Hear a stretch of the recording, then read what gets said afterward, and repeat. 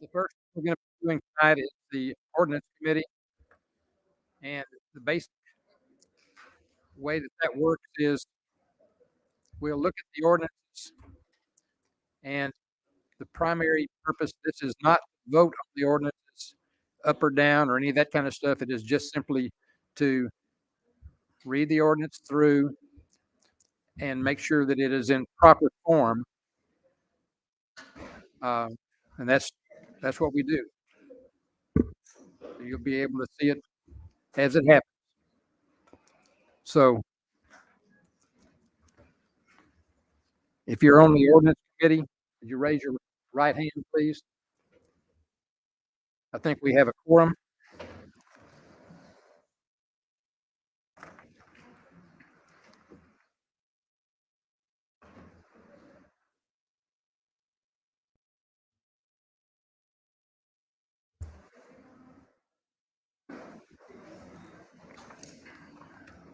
The first item is R 24-06, a resolution of the Quorum Court of Garland County, Arkansas, adopting the 2023 Garland County Hazard Mitigation Plan.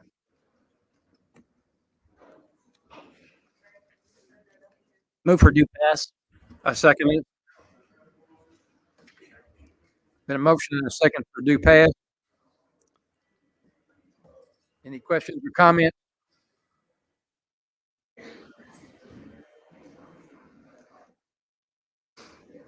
You have a question or comment?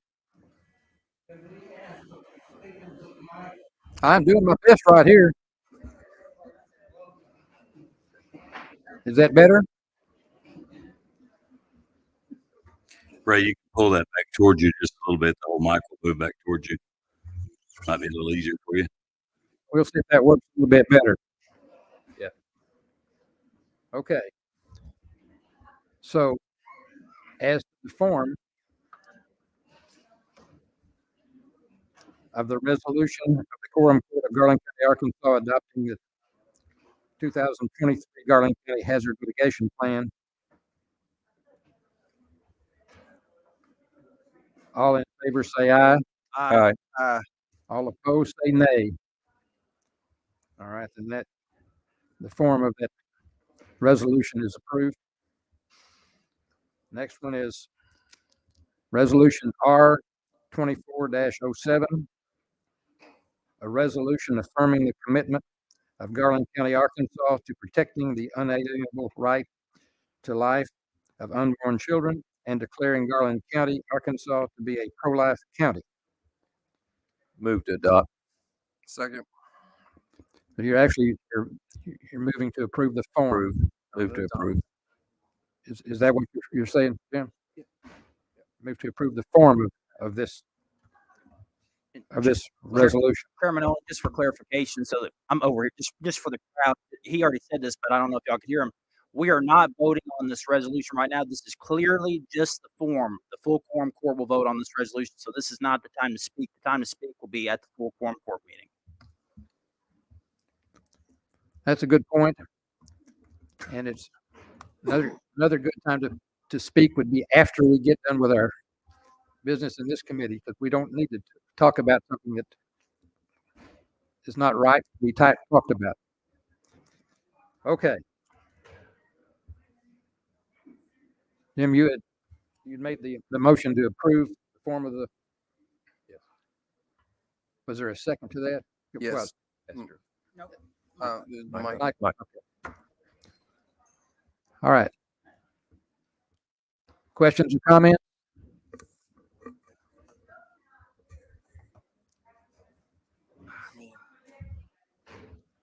Well, I'm doing the best I can.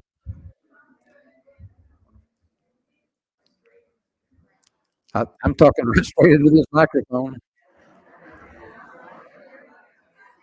Yeah. All right. All in favor of the form of this ordinance? Aye. Aye. Aye. All opposed? Form is approved. Next is Ordinance 024-03, an ordinance designating an entity to be responsible for collecting fines for the Garland County District Court and for other purposes. Move we give it a due pass. A second. Motion and a second for a due pass. Are there any questions or comments? All in favor of approving the form of this ordinance, please say aye. Aye. All opposed, say no. Form is approved.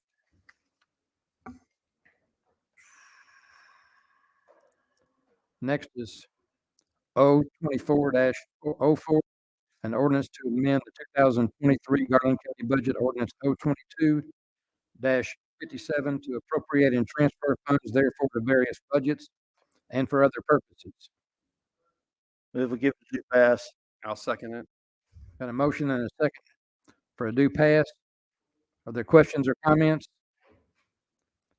All in favor of the form of this?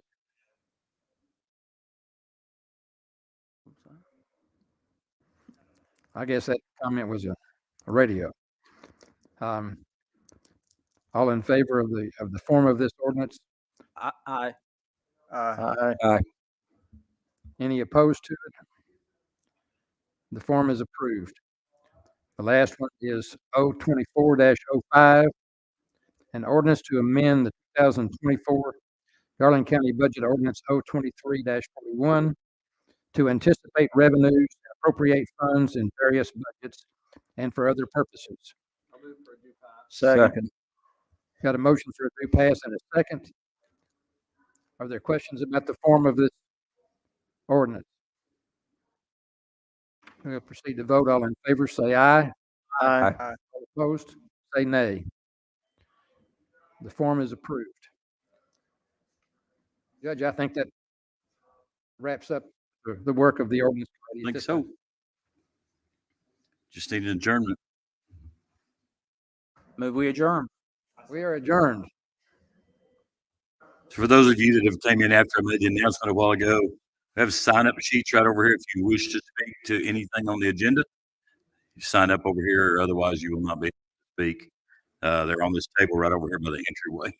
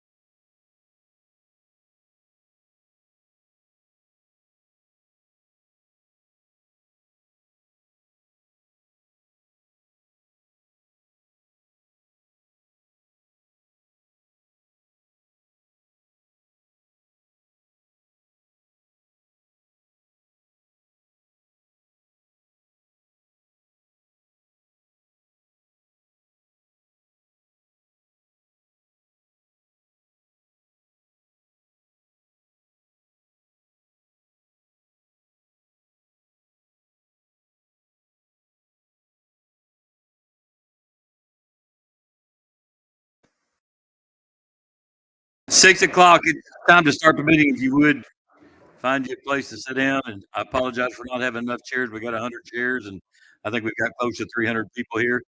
I appreciate everyone being here.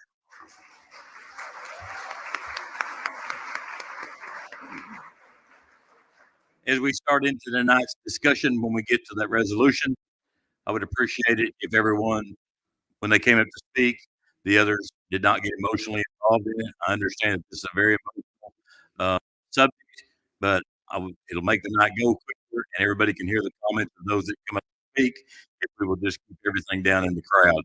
I know that you'll appreciate what some say. You won't agree with what some others say. And if you would just refrain from speaking out during that, I think it'd be better for everyone. And I think that everyone will have a chance to speak that has signed up. Mr. Waycaster, could you bring me those sign-up sheets this way, please, sir?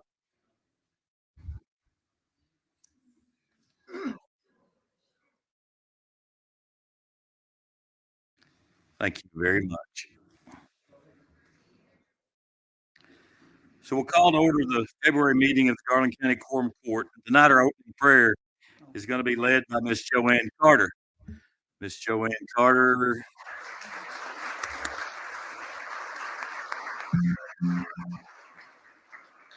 Joanne, I'm not sure if that mic's on. If you would turn it on, pull it down where you're comfortable with it, and pray for it. No. There's a little switch down there on the bottom of it. No, right there on the side of it. Just move it over to the line rather than 0. Okay. There you go. All right. Thank you so much. As I start in the prayer, there's a part I would like for y'all to join in with me, and that is when I get to the Lord's Prayer. I want to invite everybody to pray with me, but I'm going to start praying first. So I do thank you for this opportunity to be here. Dear Heavenly Father, you are such an awesome God, and I thank you for your goodness. First of all, Lord, I just want to thank you for your creation in us, and that you created us in your image, in the image of God. Father, I pray for wisdom for the judge, and I pray for wisdom for the JPs today. And I ask you, Lord, to bless each soul that's here. So if you will join me in this, our Father, who art in heaven, hallowed be thy name. Thy kingdom come, thy will be done, on earth as it is in heaven. Give us this day daily bread, and forgive us our trespasses, as we forgive those who trespass against us. And lead us not into temptation, but deliver us from the evil. For thine is the kingdom, the power, the glory, forever and ever. Amen. Amen. Thank you, Joanne. If you would join me in the pledge. I pledge allegiance to the flag of the United States of America and to the republic for which it stands, one nation, under God, indivisible, with liberty and justice for all. Thank you all. Sarah, would you please call the roll? Justice Broughton. Here. Anderson. Here. Dixon. Here. Young. Here. Bright. Owen. Myers. I'm here. Brazil. Here. Peters. Here. McGrew. Here. Hunter. Here. Brown. Here. Rainey. Present. All right, thank you. I'm sure you've all had your packet. You've had a chance to look over tonight's agenda. Chair will entertain a motion to approve the agenda. So moved. Second. Judge, the information supplied to us for the January 8 Quorum Court meetings is actually dated 12/11 of 23. I'm sure that's just a cut and paste error, but it needs to be corrected. And that's in the minutes. It's in the approval of the minutes for the Quorum Court meeting of January 8 of 24. All right, we have that marked. Thank you. Hey, Judge, before we go any further, I'd like to make a motion on the amendment to the agenda. Okay. I'd like to move that we postpone resolution number 24-7, indefinitely. Have a motion. We actually have two motions on the floor, one for the approval agenda and one for postponing 2407 indefinitely. Is there a second? Second. Okay, so we will take the postponement first and then approve the agenda as amended. If it passes, Judge Mahoney, is there any discussion on the motion to table indefinitely? Is there any discussion among? yes. I would say, the Republican Party of Garland County passed a unanimous resolution declaring that all justices of the peace should support in favor of this resolution. And what your JPs are about to do, everybody that's signed up here, if they vote in favor of this motion to table, they are silencing each and every one of you. Everybody that's pro-choice and pro-life, they are silencing you. And the Republicans, as far as I'm concerned, anybody that votes in favor of this motion to table is voting against Garland County being a pro-life county. And I'll be voting no against this. I object, your judge.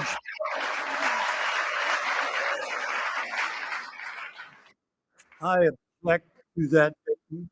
You do not have the right to weaponize anything that comes before this Quorum court by making a threat, and that's what that is. That was not a threat. It is most certainly a veiled threat. And you Please, know There was a as resolution I've asked you passed. before, There was a resolution passed by the Republican Party of Garland County. I was just stating a fact. You're stating a fact, and I have no problem with that. But you're also saying that you're calling for people to vote against somebody if they don't agree with you. That's your right to I do did not so, say but it's that. also I did not say weaponizing that. this I did thing, not and you say don't that. have a right to do that. I did not say that people should vote against anybody. I said that voting against it would be a vote against the pro-life county resolution. There's a difference. I'm not interfering in anybody's election. any further discussion? All those in favor of postponing 2407 indefinitely, say aye. Aye. All opposed, no. No. I asked for a roll call vote. Ayes have it. It's definite. Ayes have it. I asked for a roll call vote. It's my discretion. I appeal the ruling of the chair on whether you're at your discretion. It- To appeal the ruling of the chair on whether it's a roll call vote was your discretion or not. We can take a vote on it. Just a minute, sir. Judged by your parliamentary rules, by the procedural ordinance that is O2325 currently in effect. On resolutions, the language is this for approval of a resolution. The county clerk or his or her designees to include automated reading shall read resolutions by title only unless the presiding officer requests it be read in its entirety. To effect passage of each resolution, a voice vote of the whole quorum court shall be made that allows the presiding officer to determine the results by the volume of votes for and against the resolution. If the presiding officer is uncertain of the result, he or she may call for a roll call vote of each quorum court member. Roll call votes shall be called in the same sequence as for ordinance. Then I move to suspend the rules to allow for a roll call vote. Second.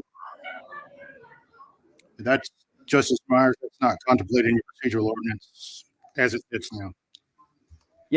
Yes, it is. I make the motion to suspend the rules to allow for a roll call vote. It is. You're providing improper legal advice, John.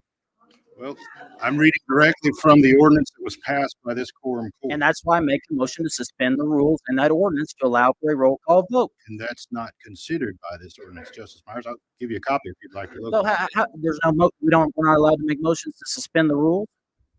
Makes motions to suspend the rules. Suspension of rules here is contemplated for the adoption of ordinances. There is Read that nothing here. Certain.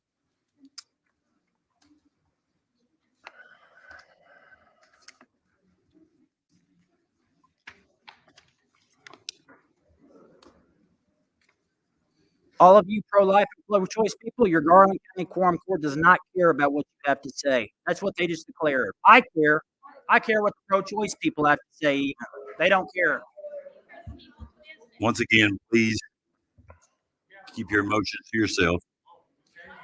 I That's understand. right. Please They keep your do emotions have to a right yourself. for them to vote, and they just denied Justice you that right Myers. to vote. Justice Myers, please tone down. They have a right. They have a right to be heard. Let them be heard on. Let them be heard on the motion to table. Then let them all be heard on the discussion on the motion to table. What does that say in the word, Attorney Howard? Can they Justice comment on Myers, the table? we're getting that for you. please, because I think that everybody that signed up should comment, should be allowed to comment on the motion to table, but vote on it. So to be clear, whose motion is Justice? Okay, so Justice Anderson's motion is the motion to postpone indefinitely. Yes, sir. That is a different motion, motion to table. The motion to postpone requires a motion, majority vote, motion and second, majority vote. There can be debate on that. And I call for debate amongst everybody that signed up to speak for or against this resolution before that motion is taken. Otherwise, this county would be out of order by not allowing that public discussion. And God's order too. So what motion are you going to make, Justice Myers? I don't think I need to make a motion. I think he just stated for the fact that it is debatable and that everybody that signed up to speak should be allowed to speak on the subject before that motion was allowed to be voted on. I don't think I need to make a motion unless the I county asked if there were any more questions before we voted. and you did not allow these people that signed up to speak to speak. They're not allowed to jump in and question if they're No not a member of one, this no body. one said I asked, is there any more? So you're going to say, you as the county judge want to silence all these people in this room. There's Mickey No, sir. Gates in the back of the room. He wants to ask a question. You're going to deny former state representative Mickey Gates the opportunity to ask a Not question. denying anyone. You're denying Justice him. He's got Myers. his hand raised in the back of the room. Justice Myers? You're out of order, Judge. No, You're sir, out of I'm order. not. You are out of order. I'm not out of order. Once again, There I should ask be that you keep your- discussion on this motion Justice before it is Myers. voted on. Justice Myers, you're out of order. Good. Rule me out of order. You're out of God's order, Judge Mahoney.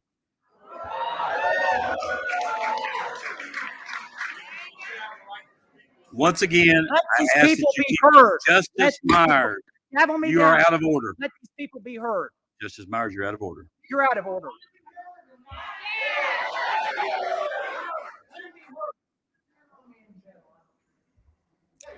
You want to have me removed from the building? You want to have me removed? Go ahead. Order the deputies to have me removed. I'll be quiet. Do what? Order the deputies to have me removed if you don't want these people to be heard. Because I'm going to keep demanding that they be heard. I understand. We've already had a vote. No, and it was an improper vote that did not allow for discussion. From It members was on the not an floor. improper vote. Well, I asked for you have any several questions. former JPs here that would disagree with you on that, and I will sue the county in my official capacity, in my personal capacity, and I'm filing an ethics complaint against you, John Howard, for driving illegal and wrongful advantage to this body. You should be disbarred. I'm not going to sit for that. I'm not going to sit for that. I will say that you did specifically say, or someone did, an ordinance that people would speak once it came before the floor and that this was the time to speak. So it would seem when you said called for discussion, there could have been a clear misunderstanding of when people were supposed to speak since we told them not to. So there could have been a miscommunication there as possible. So I'm just throwing that out there. I'd ask for a show of hands. How many people in the room would like to speak on this subject? I have a right to do whatever I want to. I've been elected by the districts in my constituency. I can make any motion or make any statement in this room that I want to make. You're out of order.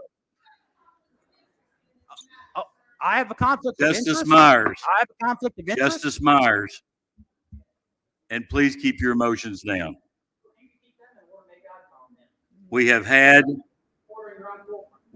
vote on this. You did hear the vote. It was a voice vote. It was a voice vote, as we do all resolutions. And I made a motion to suspend the rules, so I'll ask for a roll call vote, and I got a second on it.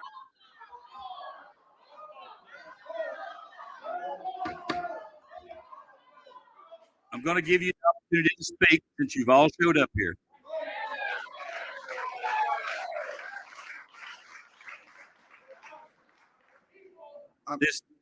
This has already been voted upon, but you will have the opportunity to speak. Judge, I did have a difficult time hearing the vote. There's a lot of people here. I heard myself, my own vote. That was the only vote I heard. And I heard, and then I heard your rolling. Those are the only two voices I heard was your rolling and my vote. I completely agree. Roll call vote. Roll call vote. Once again, We're we're going to have the opportunity to speak. My motion to suspend the rules is out of order for a roll call vote. That's what you're saying. Are you going to stick with that statement? Are we going to speak? Are they going to speak? They can actually do both, as a matter of fact. Let them speak first. We are going to speak, and we've already had a vote on it. We had a voice vote, but we are going to have everyone that signed up is going to have the opportunity to speak to this subject. Hey, everybody, we're going to let you speak, and then we'll address the roll call vote.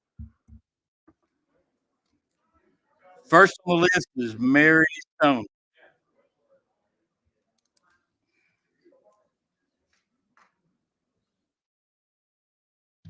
Hello. Thank you very much for letting me speak. Please identify yourself when you. Yeah. My name is Mary. I was born and raised here in Garland County. I am a Christian, a wife, a mother, and a registered nurse. When a woman is pregnant, she is carrying a baby, a little human being in her womb who is full of innocence and life. The baby's heart starts developing in the 3rd week of gestation. The baby can feel pain as early as 7 weeks gestation, according to the National Library of Medicine. This includes the baby can feel pain during abortion. Women need to know that they have other options and resources other than killing their babies. As a registered nurse, one of my duties is to advocate for my patients. I advocate to protect them, and in some cases, I am their voice when they have no voice. This resolution is your chance to protect and be a voice for the unborn. I wish that you would pass this resolution. If you pass this resolution, you're going to say that Garland County believes in equal protection for unborn children, preserving the sanctity of life and the right for all unborn children to have the right to life. I'm asking you, please, to pass the resolution that affirms the commitment of Garland County to protect the right to life for unborn children and declare Garland County, Arkansas, a pro-life county.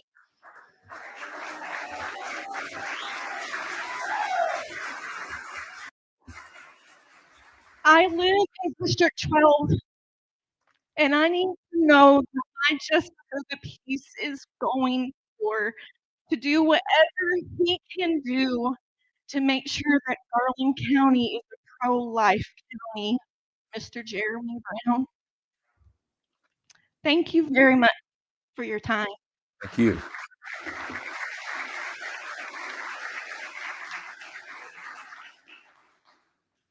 Tim Stockdale. Thank you, Judge.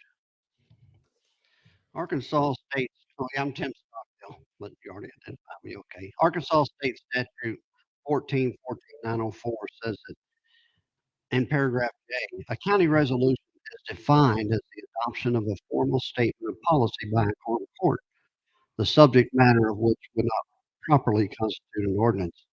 A resolution may be used whenever the quorum court wishes merely to express an opinion as to some matter of county affairs, and a resolution shall not serve to compel any executive action.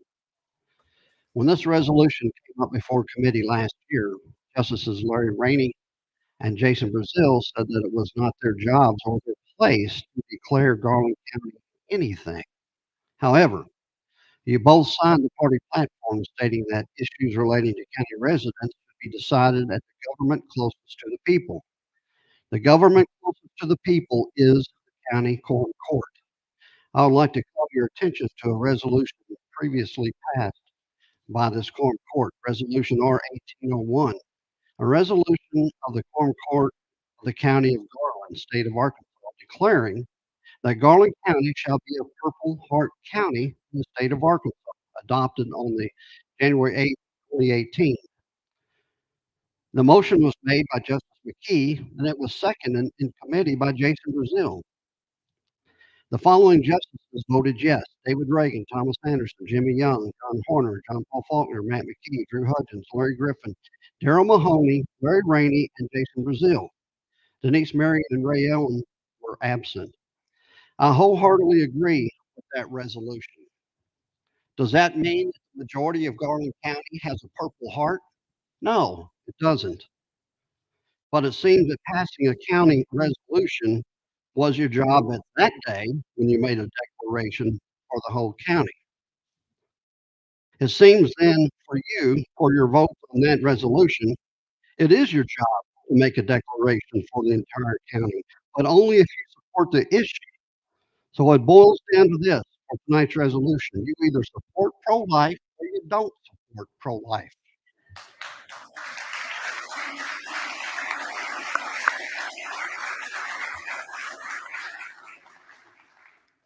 We're going to continue this. Once again, I ask you to hold your emotion, your applause.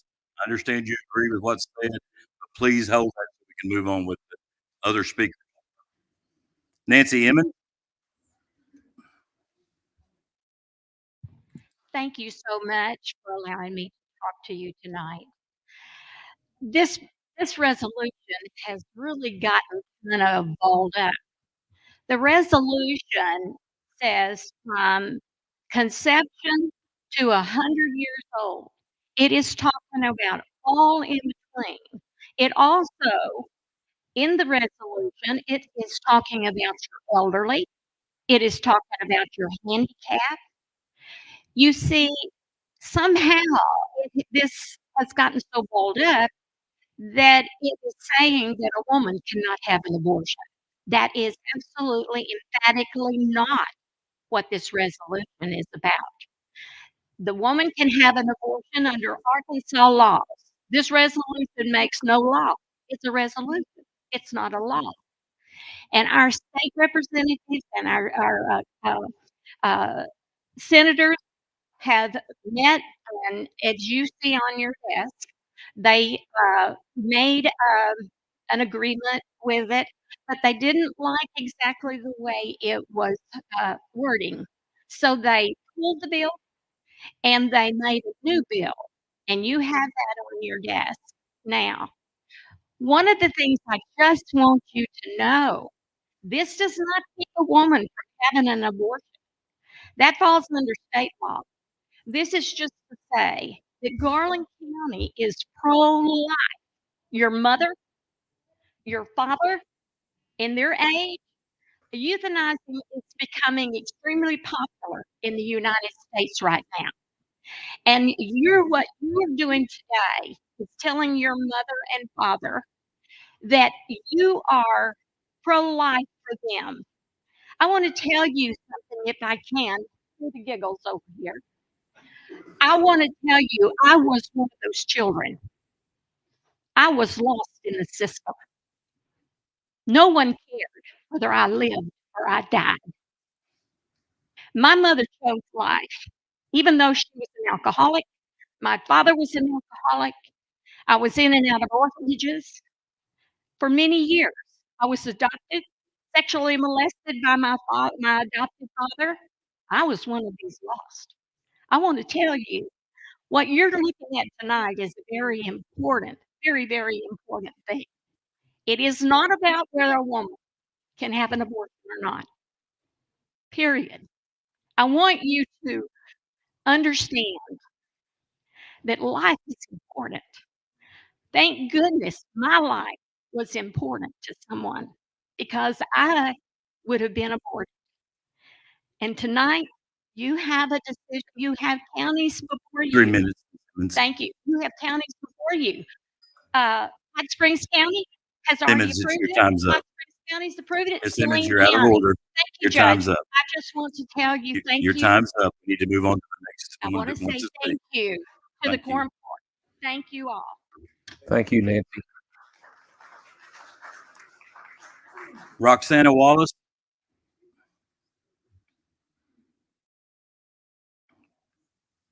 My name is Roxana Wallace. I'm a resident of Hot Springs. A conflict of interest may arise when your personal or private interests differ from your formal duties as a justice of the peace. And I am speaking directly to you. Good. Conflicts of interest can be seen as to influence a person's judgment or impartiality and need to be managed appropriately to maintain the integrity of the office of justice of the peace, which was what you, sir, were doing. Types of conflict of interest include relational, financial, competitive, and confidential conflict of interest. They all involve individuals engaging in activities that lead to personal gain at the expense of the organization they work for. I believe you are campaigning. I watched you walk around and shake hands with the people that you brought here tonight. That is a conflict of interest. Ask yourself, will you or someone you know receive any unearned benefit or gain competitive advantage in the situation of this relationship? Does your own personal interest in this situation compete or conflict with the interest of any people or organization? You conflict with me, sir, and your job is to look at all of the people, not just your own personal agenda. Thank you so much. Actually, ma'am, I have a question for you. Please hold your applause. You say it's my duty to represent all people. Why is it not the duty of the state legislature to represent all people when they pass these abortion laws at the state? We've got a state representative here in the building right now. Is I it his believe duty we to represent voted all on people? those. Yeah, we did vote on those. That's why we're voting on this here tonight. It's full We within are our not authority. voting on this. The quorum court is voting That's on right. this. That's exactly why I They proposed it. already did, and you, sir, are in contempt of that. I'm in contempt. Yes. Oh, thank you. She has 49 seconds left. We have a timer over here, Mr. Emmett. We're keeping track. And Showalter.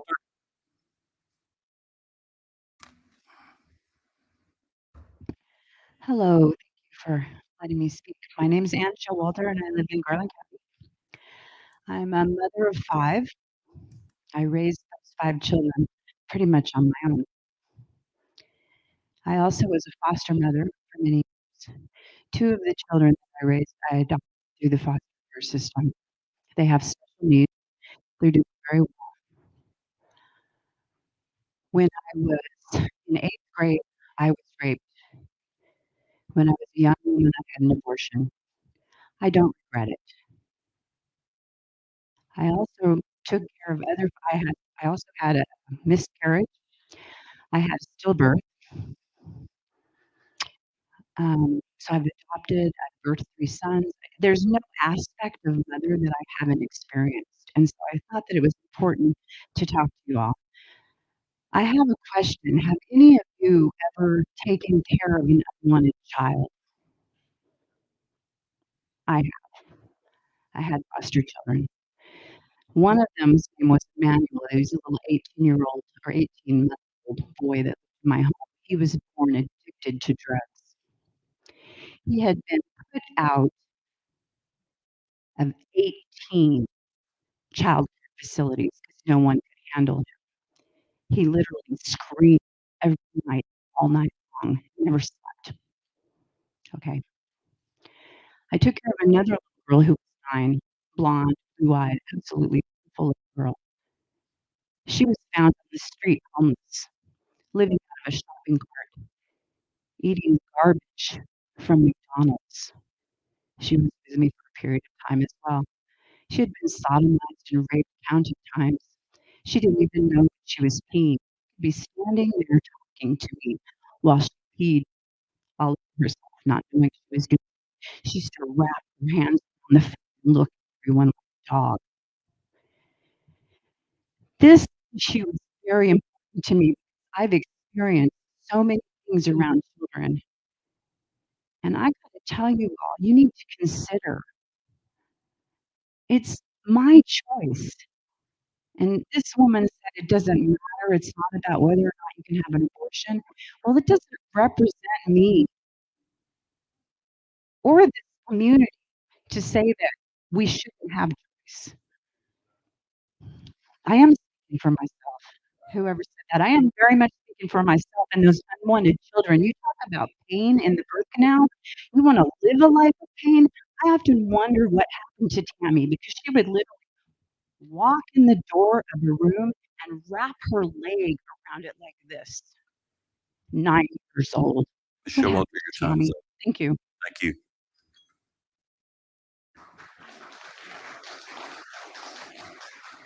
Once again, please hold your applause. Laura Ramoli. I hope I said your last name right. Ramley, okay. I'm Laura Ramley. I've been coming to Quorum meetings for quite some time. And I've seen this kind of stuff happen. I only heard two, I think over here that said we want to put this on the table or indefinitely not address it. And I really didn't hear anyone else. Everybody else I heard said, no, we don't want to do that. So I don't really understand how we're not going to talk about it. But we can I see a show of hands? How many are Republican Christians on the Quorum Court tonight? Do we have? Okay, so I know there are 10 Republicans, so I guess we're assuming only 3 are Christians.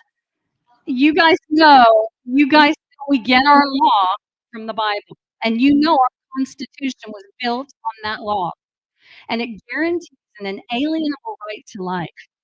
We don't take puppies out the back door and drown them in the lake because they're inconvenient or they're too much trouble.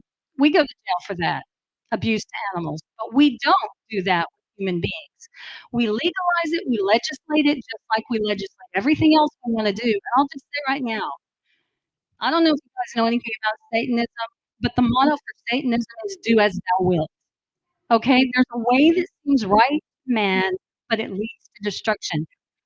Republicans up here, you took an oath to uphold the Constitution, which is built on the Word of God.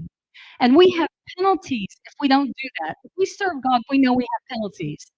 We are blessed if we keep His commandments, and we are cursed if we don't. And what concerns me most is if we don't take a vote to know what you stand for and what we elected. I know why we're doing it, because we have an election in less than a week, and no one wants to admit they're not going to vote for this. That's the issue. And that's why a lot of people in this room are running, because we're tired of that kind of government. We are the government. This is an 85% Republican, conservative, Christian county. And we don't want ungodly things in this county. I certainly don't, because I want to be a county that's blessed by God. So I just want to know what my county JP stand for, because this is what we do. This is just the beginning of what we're going to see. We're trying to get a law in November to legalize abortion in this state. We're out here right now signing up for signatures, 90,000, to get that law on the ballot in November. We're going to have many more decisions like this we're going to have to address. And I don't want my quorum court to hide under a basket. If you believe you're a city on a hill, a light on a hill, you need to stand vocally for what you stand for so that Time's up, everyone in ma'am. this room Your can time's up. see it. Thank you. Please hold your applause. Mr. William Fleming.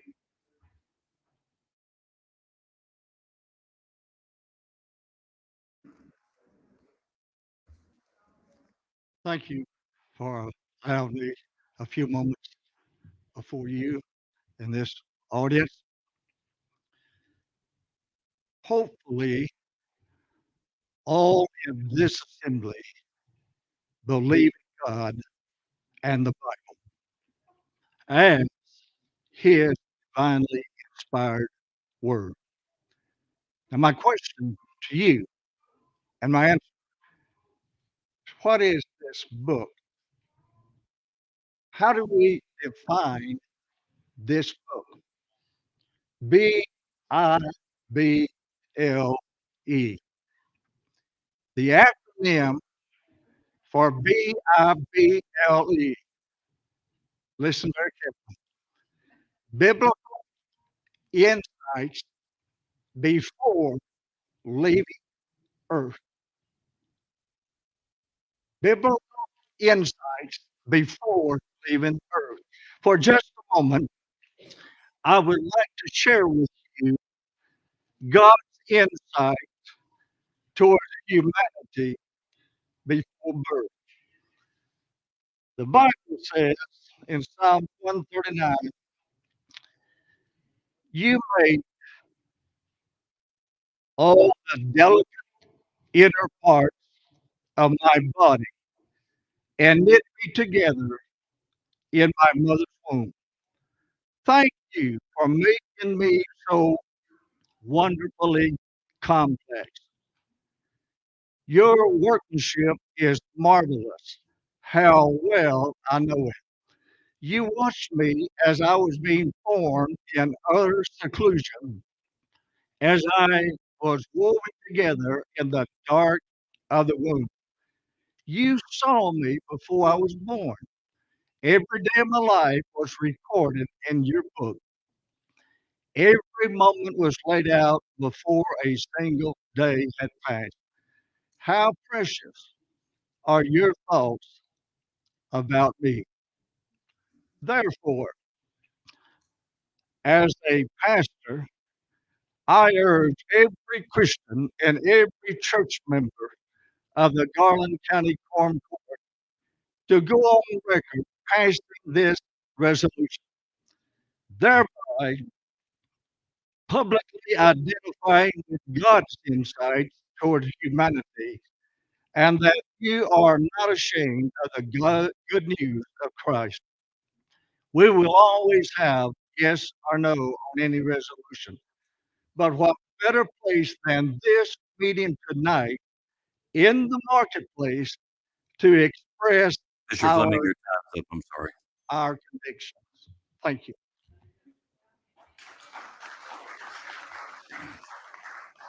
Tanya Taylor.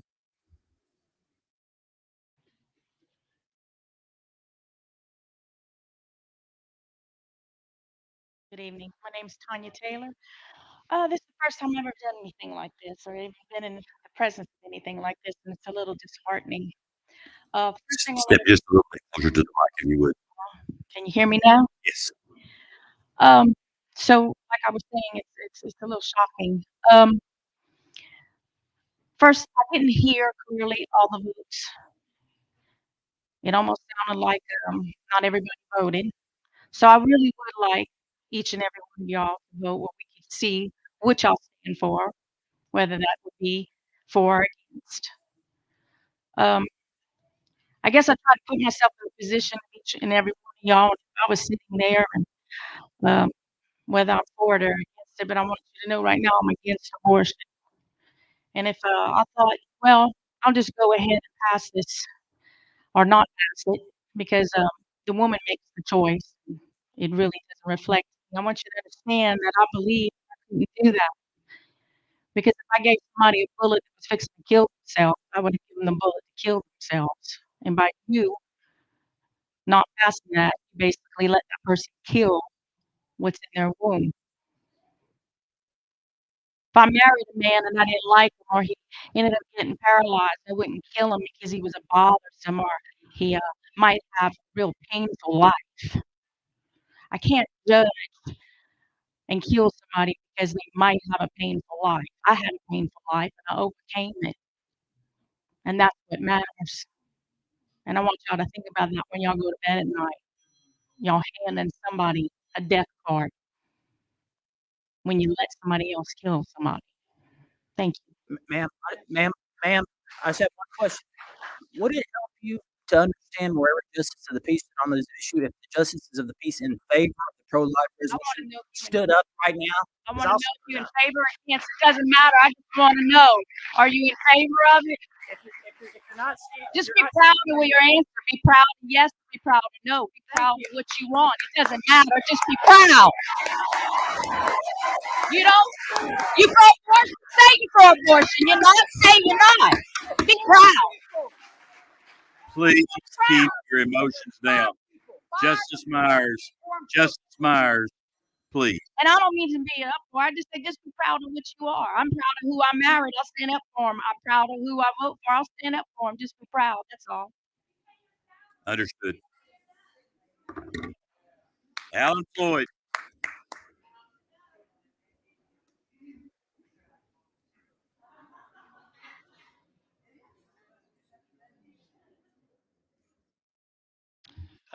Alan Floyd,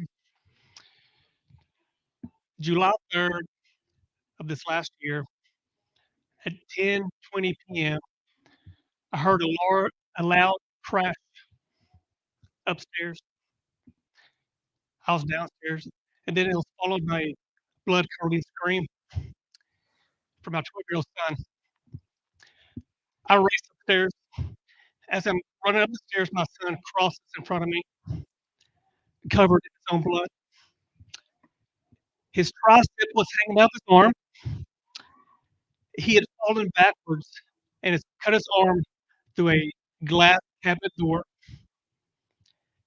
I grabbed him for dear life, and excuse my voice. So I held him for 45 minutes waiting for EMS to arrive. So I laid my son down, thought he went passing out, and he kept saying, "Daddy, I'm so sorry. I'm sorry." Has anybody ever seen those war movies when their soldier, their comrade, is dying from a gunshot wound? This was rolling through my head. I kept thinking, I'm gonna lose my son tonight. I paused. Actually, I thought I was going to pass out, so I paused. I said, Tristan, it's time to pray. And I prayed over us. I prayed that God would give us strength and He would save his life. And then I felt strength after that. And I was like, I can hang out until God gets paid. I can hang out until the EMS gets here within just an hour, 2 hours free.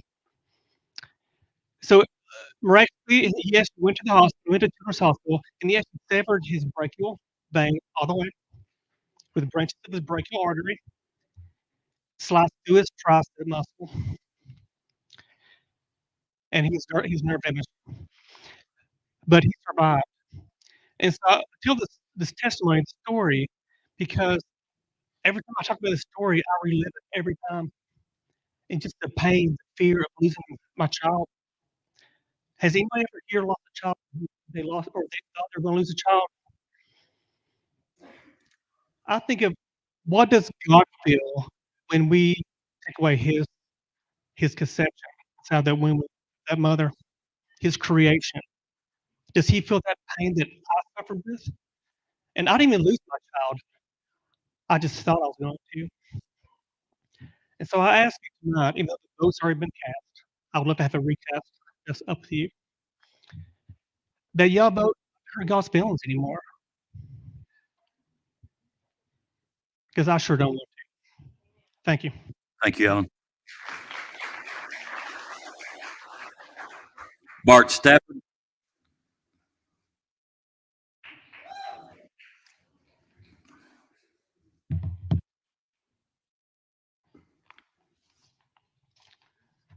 Good evening, Judge Mahoney and members of the Quorum Court. My name is Bart Stafford. I have to say that women's rights, particularly reproductive rights, are controversial and divisive in today's hyper-partisan political environment. It's easy to see how this would be the case, given that there are multiple legitimate and defensible positions that reasonable people can take with regard to this topic. I personally strongly disagree with the ruling from the Supreme Court that strips women of the fundamental right to make their own choices about reproductive health. But we're not here to debate that topic. We're not here to debate the fact that the courts mandate elimination of individual choice for women. The resolution that you were originally asked to vote on this evening changes nothing about this policy or its enforcement. Absolutely nothing. So why do it? We all know why we're here. The Republican Party of Garland County has decided to issue a litmus test for the people sitting on this quorum court. That's why we're here. There is an internal political split in one of our major parties in this county that causes us to be here. That is the only reason we're here. So seriously, I'm asking each one of you to seriously and thoughtfully consider why. Why would you vote for something like this? The only reason that I can see is so billboards can be placed around the county proclaiming an already established fact that Garland County, as a part of the state of Arkansas, prohibits most abortion. One thing you can be sure of is this: as soon as these billboards go up, they will alienate a statistically consistent 60% of the visitors to our little slice of heaven here in Garland County. The very same people that we depend on for our local businesses to thrive in our resort town. So again, I ask, why? What good thing would come from a vote to approve such a resolution? Your time's up. I got a couple questions for Mr. Stafford. Mr. Stafford, I got a couple questions for you, Mr. Stafford. Well, I'll make a couple of statements then if he doesn't ask. I'll ask him questions if he doesn't want to answer them for me. You know, Mr. Myers, Justice I'm Myers, going to ask these questions. Justice Myers, you're not going to ask him. This is an opportunity for the people in the audience to speak. And it's in our And that's what we're procedural going to ordinance for do. me to ask them questions. Justice Myers, this is an opportunity for the people in the Let me audience. guess. I'm out of order, right? Angela Ezekiel.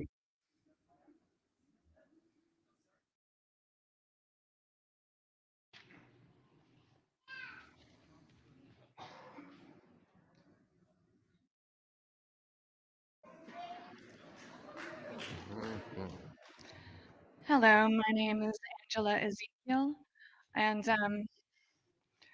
Mr. Myers, I may live in your district, sir, but you do not represent me.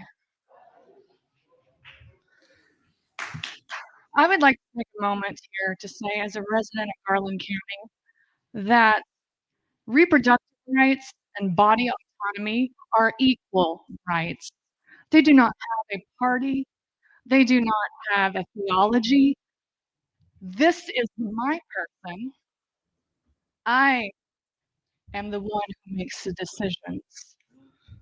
No one else should have that right for me except me. That being said, I have had an abortion. It was my legal rights. I'm not ashamed of it. Now, the law of the land may have changed, and that may be okay. But we, as Garland County citizens, belong to the United States of America. Therefore, that law covers us. Why are we discussing that on a county matter? This is a waste of our time, sir, that you have submitted all of us to. If we want to spend time talking about something that's vital to Garland County, that has become obvious here tonight, it is that we need more sex education in public schools and better civics classes, because clearly we don't understand how government works. Please keep your emotions for yourself. I mean, that's what we should be spending our taxpayers' money on, not this circuit. If you folks want to just discuss how you feel in your private groups and in your churches and with your families, that is fine. But we are supposed to be doing the business of the people here with the people's tax money, and we are a tourist town, as it's already been mentioned. Most of our money comes from Austin, Houston, Memphis. I see tags from New York State. I see tags from all over the country. We bring tour buses down here from all over the country. Anytime you can walk downtown on the weekends and see folks in jobs, folks from all over the world who come here to feel our Southern hospitality and our politeness, not to be put into boxes, not to be asked if they believe in God like you're prescribing a specific type of Christianity. This is a melting pot, and I am very upset that I'm here to have to discuss this crap again. Do better. Thank you. Your time is up. For your time. Judge Mahoney, if I may, ask county attorney, at what point have our duties as quorum court elected members been superseded for us to speak? When we choose to speak, several weeks ago, you put a gag order on us There's no gag order. and a coroner's questioning, and you rescinded that order for us not to ask questions. Tonight, Justice Myers has asked to ask a question of someone. When did justices of the peace have their role as someone who could address someone who is speaking to an issue, a right to? Let me make sure that I understand your question, Justice Young. Are you asking when can you as a JP ask questions? Yes, Justice Myers asked to ask a question of the party that had spoken, and he was told he could not. Well, Is the that chair, I'm Ma'am, not please. talking to you, Ma'am, please. talking to the county attorney. so the chair presides over the meeting as long as the meeting is conducted in an orderly manner. The procedural ordinance provides for 3 minutes of speaking time for any person that's signed up to speak, and that's been allowed to happen tonight. So 3 minutes for any of those people. If any of the court members has or wants to ask a question, that extends that time by a minute. So I put it to the situation of as long as it's orderly, there would be an extra minute of time for those types So, of questions. John, what you're saying, basically, not to interrupt Justice Young, is that Judge Mahoney silenced me already by not allowing me to ask questions. I didn't say that at all. Wait, did I he? was just quoting it. Was that in accordance Justice Myers, please. Oh, I'm just pointing out a fact. Justice Myers, You're wrong. please. So, John, to your point, 3 minutes to that party and then a minute for questions. And now we will go back to what the rule is, with making. Those are the determinations of the chair, provided that it's orderly. That's what your procedural ordinance calls for. Thank you. John Robert.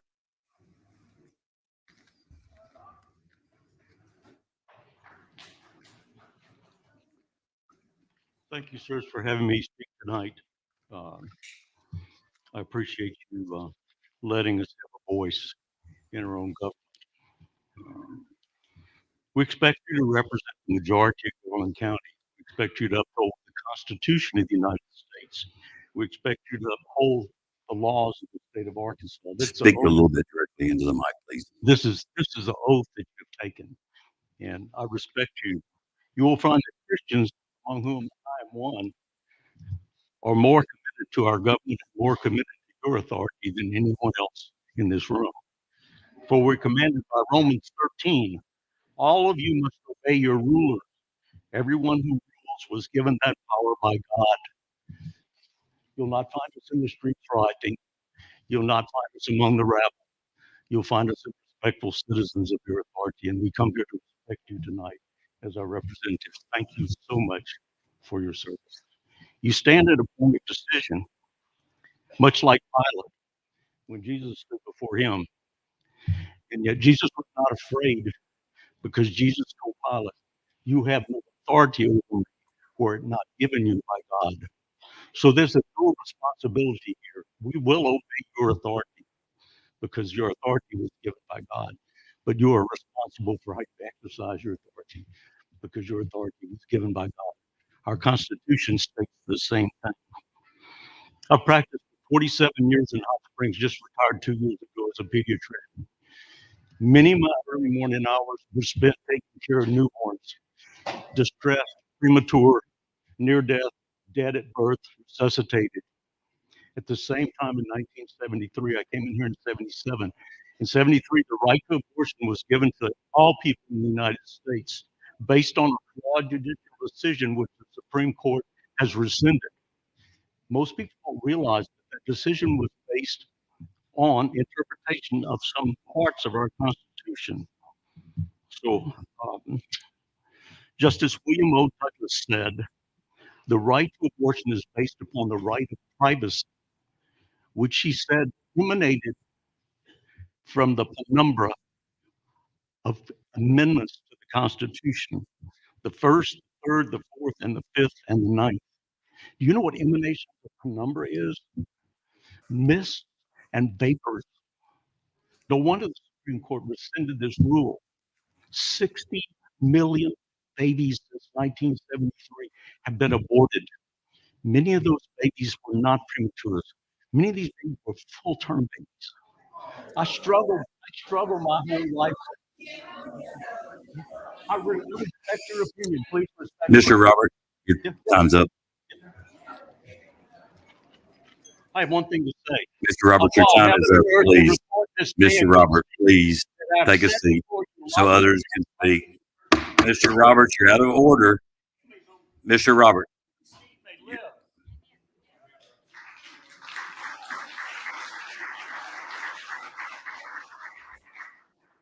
So in order for us to continue this, we're going to have to stick to the 3-minute rule. If we're not going to stick to the 3-minute rule and keep our emotions down, then we will stop the conversation at this time. We have to have orderly conduct here, or we're not going to be able to do this. Do I make myself clear? I appreciate all of you working with us on this so we can get through it. Judy McCarroll.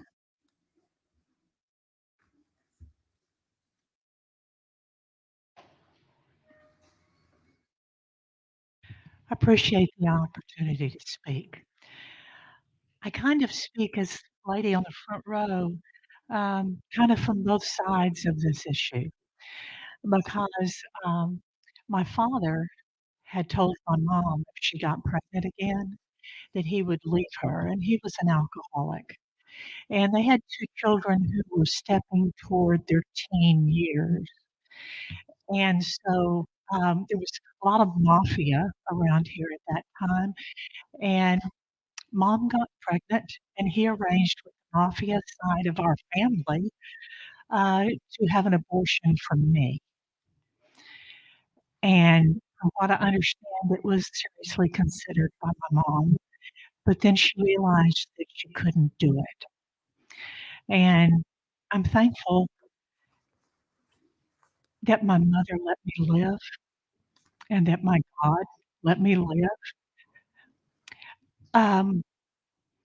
I did not have a voice where I could speak up for myself at that time, but my mother did.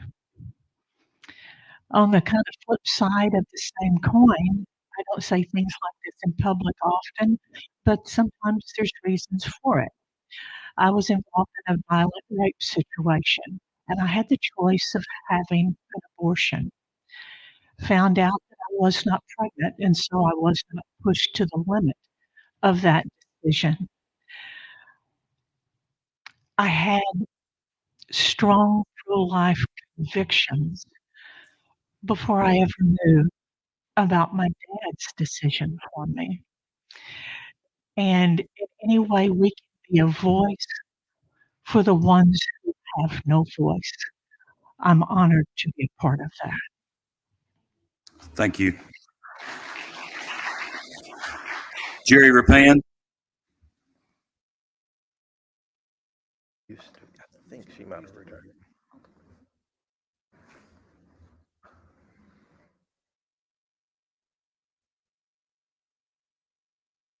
Thank you, Judge Mahoney, and Quorum Court members. I'm privileged to have grown up in Hot Springs and continue to live in Hot Springs and have so many friends in this room, friends that are in favor of abortion rights, those who oppose abortion rights, all good people that are here in this room. The decision about whether to have an abortion or not is not something that this Quorum Court can decide, not something that this county can decide, no matter how much we want to or any of us in this room want to. It's an issue of state law and federal law. Federal courts make decisions on this. There's one good reason to bring this issue up before this Quorum Court is it's been brought up, and that's to cause division in this county. People that love and care for one another don't need to be arguing and talking about whether there's a right to abortion and whether we need to declare Garland County a pro-life county. That's not what any of you ran for office for, to declare that, not what any of you have the authority to make that decision. Other speakers have spoken about the wonderful community that we live in, supportive community that we live in, welcoming community that we live in, where tourists flock here because they love to be part of Hot Springs. We are a resort community. We're a healing community. We're a community that spreads goodwill to people around our county and our neighbors and the nation. And that's what we should be. And I resent politicians who bring up things in a forum where they cannot do anything positive but throw fire and throw fire bombs in the middle of a supportive, peaceful community, making more problems. People that don't want abortion, that want laws against abortion, this is not a forum for that. It can't be accomplished, regardless of what they say and think here. That's not even on the agenda. And so again, I appreciate the decision of this quorum court, and I have some qualms with people that bring this up in a way to create division and maybe give themselves some attention. Hey, Jerry, I got a question Thank for you, Jerry. Jerry, I got a Justice question. Myers, Judge this is an Muhammad. opportunity for the people to speak. We're letting them speak. This is an opportunity for them to speak. You just heard your own Justice attorney. Myers, You just heard your own attorney on the 1 minute Justice rule. Myers, you're out of order. This is an opportunity for the people to speak. The vote has already been taken, and the people wanted to speak because they came tonight, and so they're going to get an opportunity to speak. Abby Rector.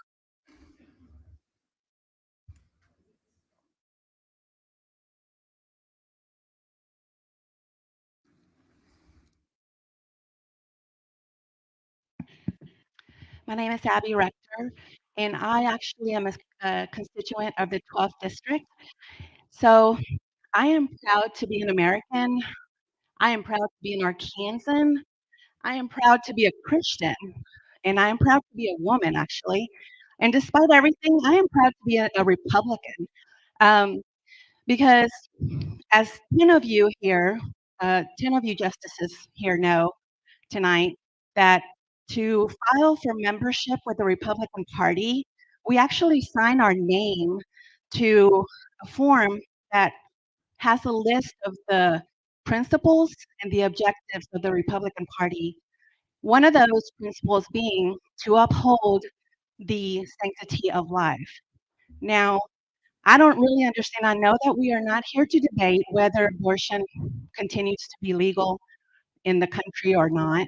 I know that's not up to us.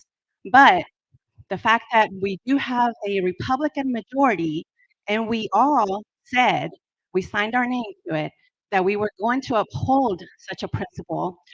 And now we're finding out that at least 6 Republicans here have gone against that.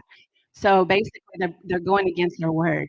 So I just urge my own Justice of the Peace, Justice Brown, to reconsider and vote yes on this resolution, because it is simply that, a resolution to make a declaration. We're not changing any laws. And so off the record, I just want to say that if you do vote no, just leave me no choice to maybe run against you and replace you. Thank you. Okay. That's the last warning for the emotion. If we can't control that and move on, then we're going to disperse and we'll continue the rest of our business. Please, let's let each individual speaker speak, and then we'll move on to the next. Betty Westmoreland.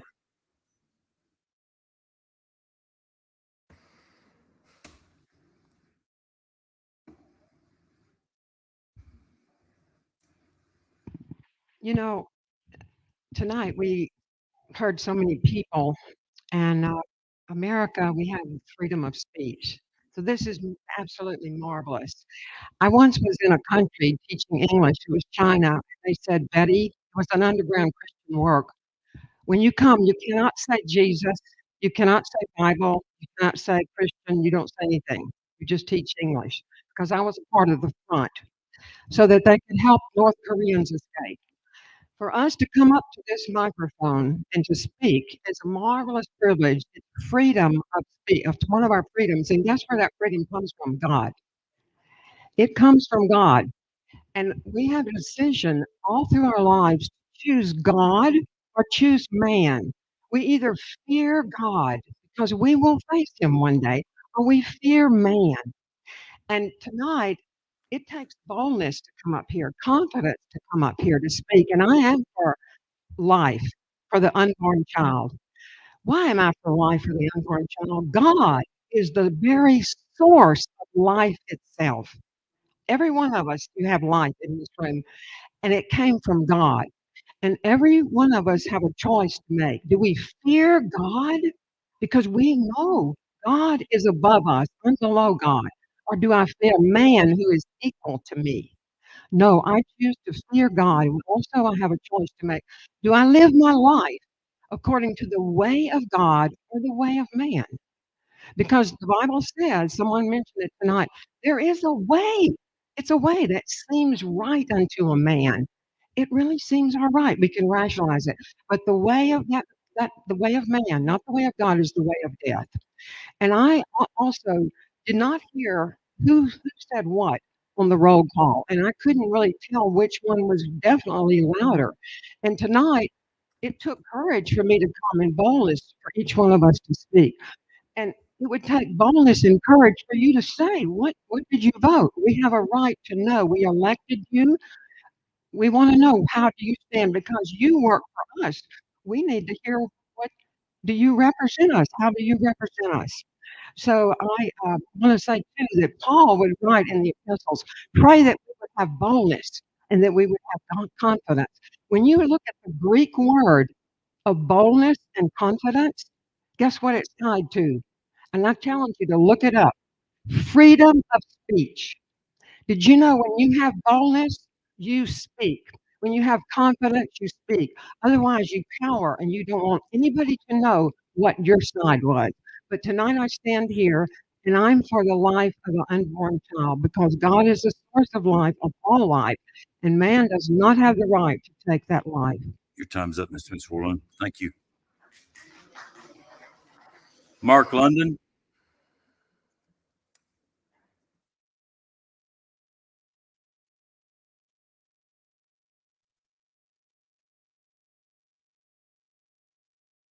Your Honor, uh,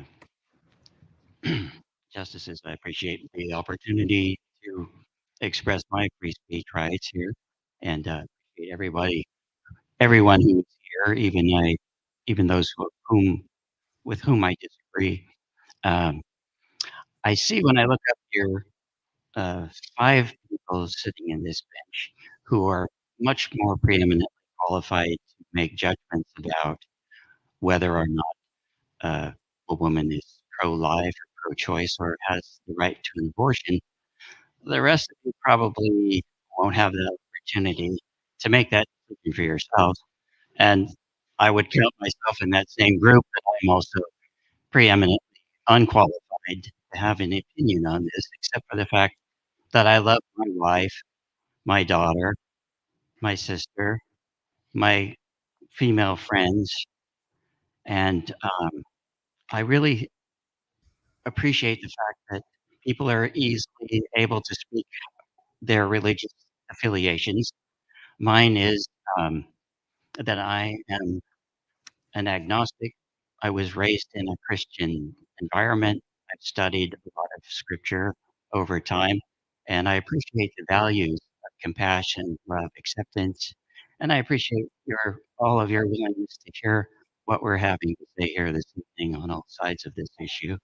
And thank you for your time. Thank you. Mildred Wilson.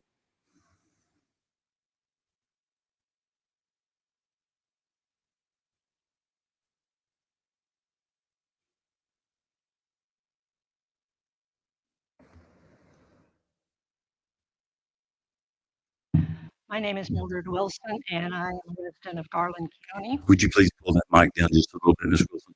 All right. Thank you. I agree. I am height challenged. Thank you very much. And thank you very much for letting me address you this evening. And I'm really glad to have heard so many other people that bring up the idea of freedom of speech. And I believe in freedom of speech desperately. I believe in freedom of speech, and that's why I'm here tonight. I also believe in freedom of religion. At the same time, I don't care what religion you are or I am is no concern of yours or my lack of, if there was a lack of my religion. I give them all equal credibility. The purpose of religion is to get us through this life individually. You have your own personal experience with your superior being, as I do. Having said that, although I'm well over the age of my reproductive years, I believe in supporting all women, and especially to support the young women who are most affected by their fundamental rights having been taken away. So, guess what? You know my opinion on Roe v. Wade. Beyond Roe v. Wade, though, in the United States, we have elected officials at all levels of government, including federal, state, and municipal. All of those elected officials have specific tasks that they are elected to perform, and they have guidelines under which they are supposed to perform those. I do not believe you have the purview to be deciding this issue. So the request I'm making of you is that you perform the duties you were elected to perform.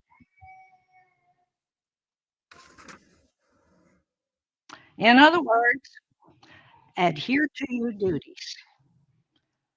Abide by your guidelines. Do the right thing and keep it in your own lane. Thank you very much. Thank you. Victoria Harden.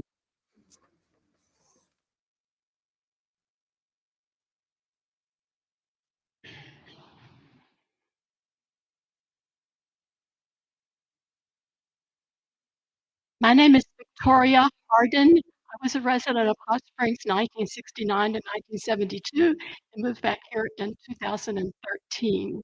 I love Hot Springs. I felt like I moved home when I moved here in 1969. I've been employed by a church since 1964. So you have to say, I've also been in politics since I was born. My dad was county coroner of Washington County for many years. I was on the city council in Camden. I ran for state legislature. Yeah, and I didn't win that. So sorry. So it's very hard for me to speak, but I want to point out one important thing to everyone. And I know you're all exhausted. I'm sorry. But we continue to bring in Jesus in this because we don't believe we are still not practicing the separation of church and state. And it's very important to me that that is in your consideration because Thomas Jefferson wrote the Constitution, and I challenge you all to read it with the idea that it was actually that's part of our democracy. So even though I do believe in the separation of church and state, I would like to take a stand on what has been said about religion up here, and that is, I honestly believe that if we all thought about what Jesus would do, really, what would Jesus do, that things would be a little bit different in this meeting because I don't see kindness and compassion on everybody's face up here. I don't see the love of Christ being exhibited, and I'm not sure that that's appropriate in a public and a political meeting. But I do believe in life. I don't believe in capital punishment. I think that that's a pro-life statement. I'm sure that many of you who think you are pro-life might not be if you believe in capital punishment. I've had 2 or 3 tubal pregnancies. I've had to have abortions. It's absolutely horrible to lay there and watch that beating heart go away, but it's a choice that you have to make medically. That is my choice. I didn't really want to have an abortion, but I did. So let me have the right. Be kind, people. Let them have their own right over their own body. Make Garland County a kind and compassionate place. Don't tell our visitors that come in here that no matter what you think, we are pro-life. Let everybody make their own decisions. Thank you. Thank you. Tyler Draper.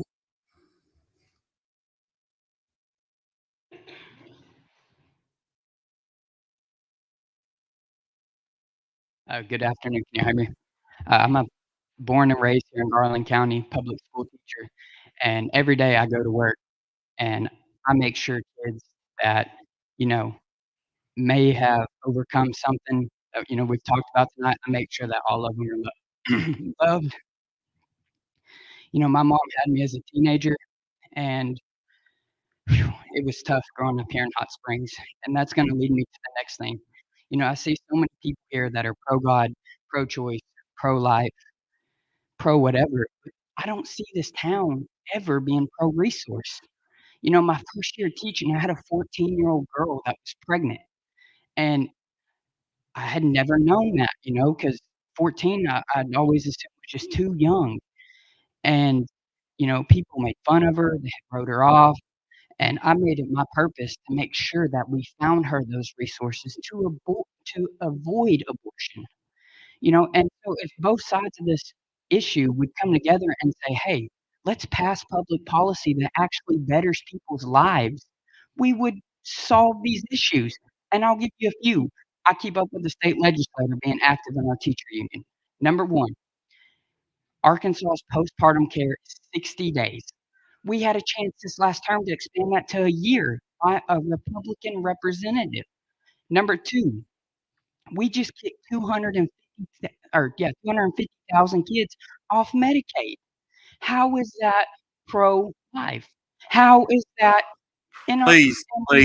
And we have pro-choice people that we don't do what we're supposed to do either. We got to bring these both sides together. We don't need to keep being divisive. I'm going to finish with this. My first job was at Oakland, and my boss told me there's two things in this world. You got show ponies and you got workhorses. We need more workhorses and less show ponies. There it is. Thank you. Thank you. Stacy Heron. It looks like he's 15. Really? Well spoken.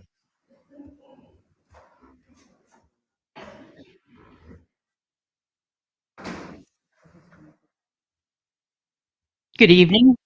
My name's Stacy Heron. I live in District 8. Thank you, Honorable Judge Mahoney and the justices attending tonight. I appreciate this opportunity.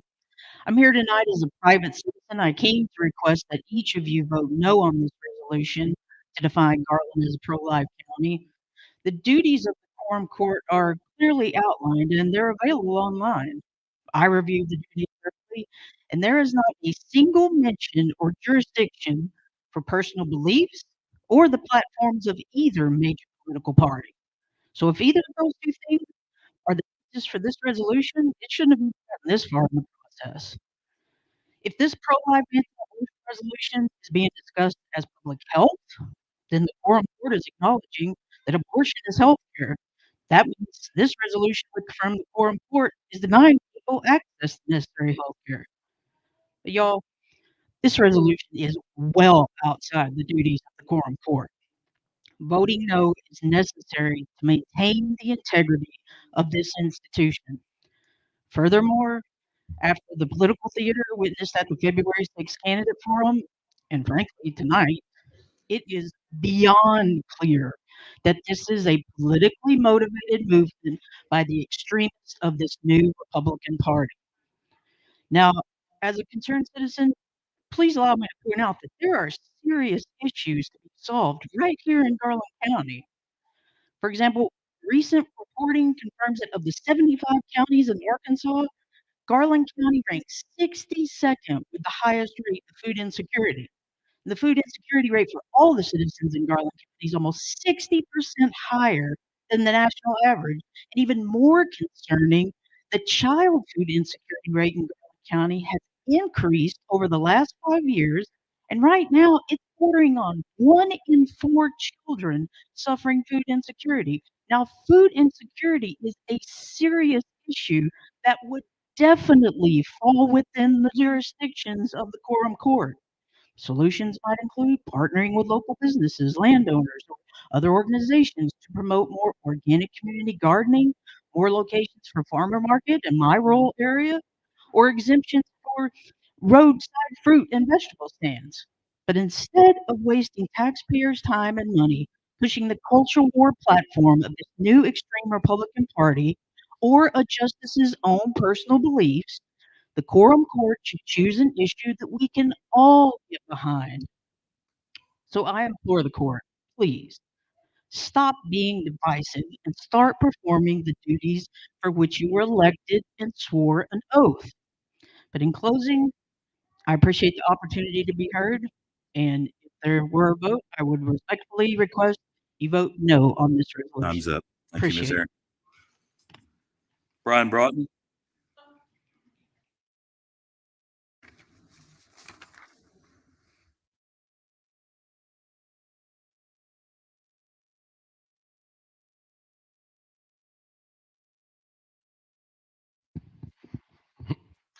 Yes, I am Brian Broughton, actually. But thank you, justices. Thank you, Judge. Thank you everyone who's spoken. You know, I wanted to say that with my breath here, I say and I'm alive. I don't have to speak a word. You know, and I'm past the point in my age when I'm not able to speak again. Scientists can say, oh, a doctor can say, oh, he's alive. And also like, if I say it is sin, but no one hears us, someone heard me, the one that hears everything. And so, well, anyway, life is a very, very mysterious thing, this choice that we all have because we're alive. That's the only way we can have a choice is if we are ever born. And I'm so glad that each person here was born. And I really am, believe it or not, I'm very glad that every person who is pro-abortion, I am very glad they are alive because I guarantee you there are people in their life that they have blessed, some poor person they help, some person in their family they help. We love as human beings, we're called by a deeper thing that is so mysterious to care about what is right and wrong, because I think we all kind of know that there's something we answer to that sees us when we're alone, that sees everything we do, and even and I'll speak. I have a lot of atheist friends that are extremely anti-abortion. So this is not a theological issue. For many of it is. I believe wholeheartedly in God, but it's just life. Life speaks for itself. I'm speaking right now. I am life. I am life. And if I was dead, you would not be hearing my voice, and it is too loud, and people complain about how much I talk. But anyone who knows me knows that's not a joke. That's true. But I just want to say, and I'm as for the divisiveness, I agree. I have my own opinions about all the divisiveness and stuff, and I'm not always, I'm not always proud of everything done in that way. But I'm almost done. But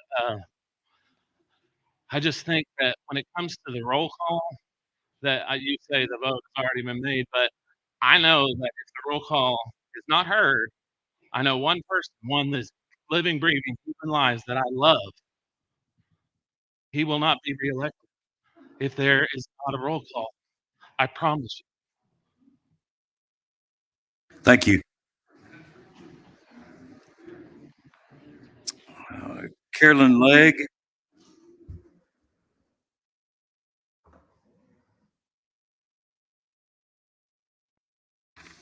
Thank you for having us here to talk on this. I'm very nervous. I usually don't get up and speak, but this was something to my heart. And I have three things I would like to mention. Pull that microphone up to you just a little bit, please. Okay, Thank you. One of the things is the scripture that's been read tonight, that we are given life by God, and it starts at conception, and that is scripture, and that's what I behold on. And praise my God for that. Number two, when I was looking at some things on the internet, talking to some attorneys, I found this, which I was not aware of. In 2004, the H.R. 1997 Lacey and Connors Law, I don't know if you remember Lacey Peterson, and her husband was convicted of both her murder and the child's murder. And this law says the Unborn Victims of Violence Act of 2004 is a United States law which recognizes an embryo or fetus in the utero as a legal victim if they are injured or killed during the commission of any of over 60 listed federal crimes of violence. The law defines child in utero as a member of the species Homo sapiens and at any stage of development who is carried in the womb. And I believe that is what our scripture tells us, that is a person. Number three, well, and really to continue that, this is a federal law that only applies to under federal jurisdiction. And I have trouble trying to understand why this law was made, but other laws are made that says that we have a right to abort our child. Number three, I used to work I was a counselor at a crisis pregnancy center, and I counseled many young girls. I even counseled a pastor's wife once who had had an abortion when she was younger, and no one knew in her church. She felt guilt, and we finally went through that to where she could release that, what she felt was shame. The other ladies that I counseled, my heart went out to them. We tried to help them to be able to walk through that pregnancy and to either keep the baby as they decided or to give up for adoption, which we also had an adoption center. So I ask you to really support this. My belief is totally in my God, and He is the one that I look to. He is the one that helps me make my decisions. And I'm in District 1. Thank you. Aaron Holiday.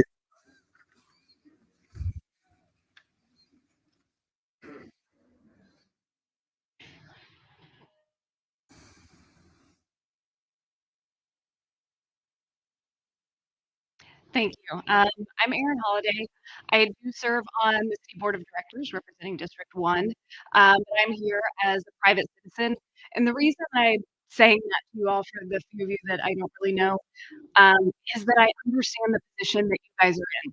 I've had things come before me, planning decisions, not planning decisions, all kinds of things where, we have to vote the best interest of everybody that we represent, not necessarily just our neighbors, and certainly not my personal opinion.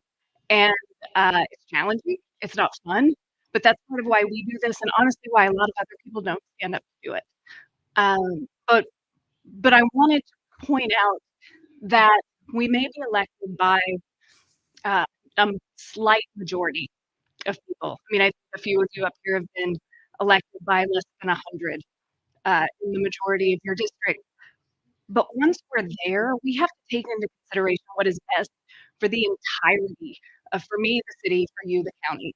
And sometimes that can be a little bit in conflict with maybe what we would want personally. And so moving forward, I know that this is tabled. It may or may not come back one day, but in general, as you move forward, please keep that in mind. I disagree often with my fellow directors. Clearly, you guys disagree all the time. But at the end of the day, really what we're here for is to make our communities better, to make them stronger. And honestly, while this is a very divisive topic, I'm thrilled to see this many people here because we have an engaged citizenry. We have a government and a system and a way to let all of us speak. I do appreciate that you all are letting everyone come up here and speak. We just discussed something similar at the city, that when something's removed, we still want to hear from everyone. Even if it isn't going to sway the decision, our opinions, our voices as citizens are important. And so I do appreciate that everyone was on board with that. But I really just want to hammer home this idea Once you guys are up here, you're up here for all of us, not just the people in your district, and certainly not just the people that voted for you. We've all heard the statistics on voter turnout. So if you really look at the number of people that vote for any one of us, this is a really, really small percent of everybody in our county or our city. We have to take everyone into consideration. And personally, I believe that the reason government is here, the reason that we are elected is to remove obstacles from people seeking their own best quality of life. And so, I just ask that you think of that moving forward. I respect a lot of you.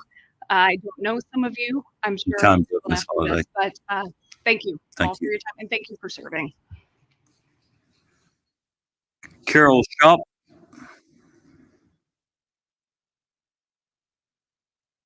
I hope I pronounced your last name right. Thank you. Good evening, and thank you for letting us all speak. I would like to compliment you first, Judge Mahoney, for your patience and your kindness. Um, the recalcitrant members of this group would be a challenge for anyone. Obviously, one of the things that's missing in our education these days is teaching manners. Some people have gotten, the younger people don't seem to understand that. I would like to address the fact that, number one, the Constitution has nothing about the Bible in it. The Constitution says If you would step just a little bit closer to the microphone, if you the could. Constitution has separation of church and state for a very good reason. I don't care what your religion is. I respect people. If you choose to worship the plaque behind you, I will give you that right. It is not who I am. I happen to be a Christian, but I understand the difference in Christianity with Christ being the Beatitudes and not the judgmental hearing I've heard here tonight. There are several things that really concern me. One of which is this issue is not a male issue at all, because none of you, until any one of you can get pregnant, you have no right to address this whatsoever. One of the things we need to talk about is if we are looking at abortion as an issue, then perhaps we should think in terms of what will prevent it. And what will prevent it is giving every prepubescent male a vasectomy. And when they are intelligent enough and capable enough to handle having a child, then they can reverse it. It's 95% successful on reversal. So please do not lecture us on what we should do when what it is a male problem. Thank you. Thank you. Rodney Bardwell.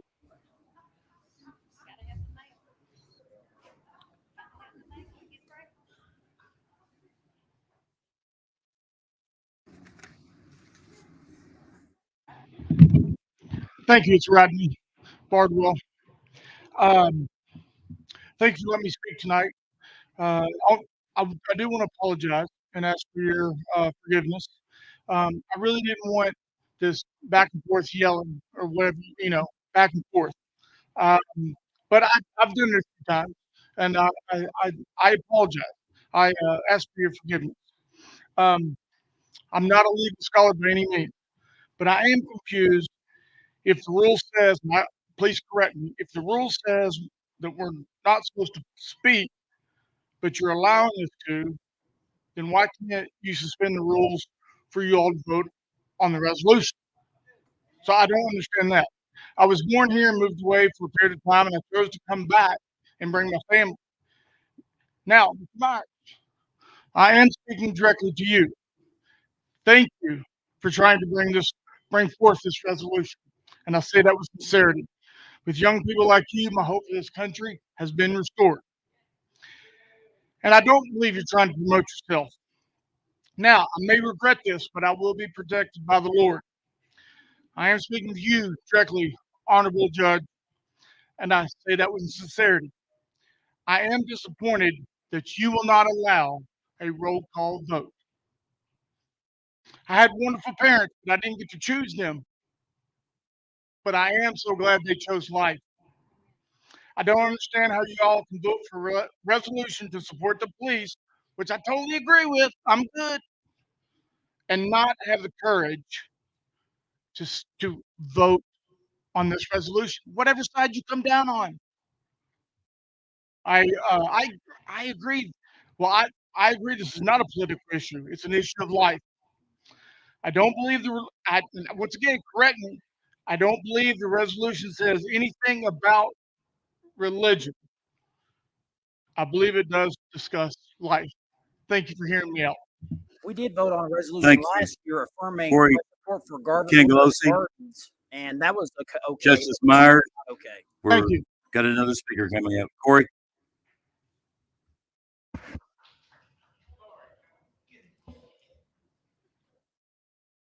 Thank you. Mind if I hold this? Go ahead. Thank you. One more comfortable. My name is Corey Cangelosi. I've lived here 11 years. Father of 6 kids. We're a foster family. We fostered over a dozen children in our home, my wife and I, and our 6 children. And I love this community. I appreciate your work, everybody on this committee.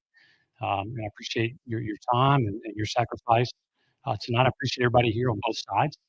And I thank you. I know that there's been some sincere comments with a lot of passion on both sides. And I love that we have an opportunity to do that. So thank you for allowing that tonight. I would like to ask, because my understanding, again, I'm not in government directly other than a citizen, is that your job is to represent the people of this county and your district. Ms. Esther Dixon, Mr. Thomas Anderson, I appreciate your boldness to make a motion and speak up, to second that, to represent your districts. I think it's right for us to have an expectation that you would represent us tonight with a vote. In a non-emotional, quiet way, I would love to ask for a show of hands. Who would appreciate a roll call vote on this issue?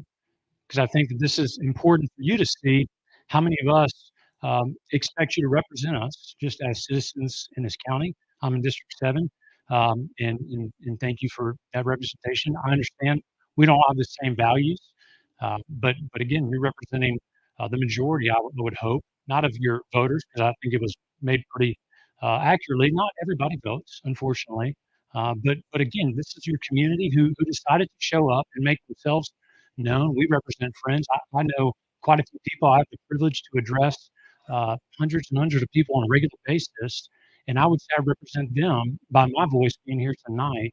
That we would like to see a vote, and not again to change any policy, but to affirm that we are a pro-life county. It's a resolution. It's not a law.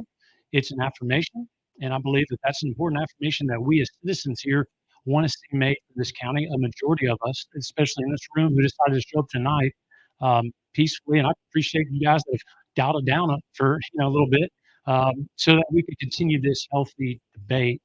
And so we also, if you've experienced any of the pain of an abortion, or from people that you feel judged by, I just want to apologize and tell you that if there's ever anything we can do, that I know there's families that would love to take unwanted babies and raise them. I'm one of those families, and we do that. We've taken unwanted babies and sacrificed for them, and there's plenty of those families in this county that would love to help raise those children to be productive members of society. Thank you guys so much. Thank you, Corey. And Quinn.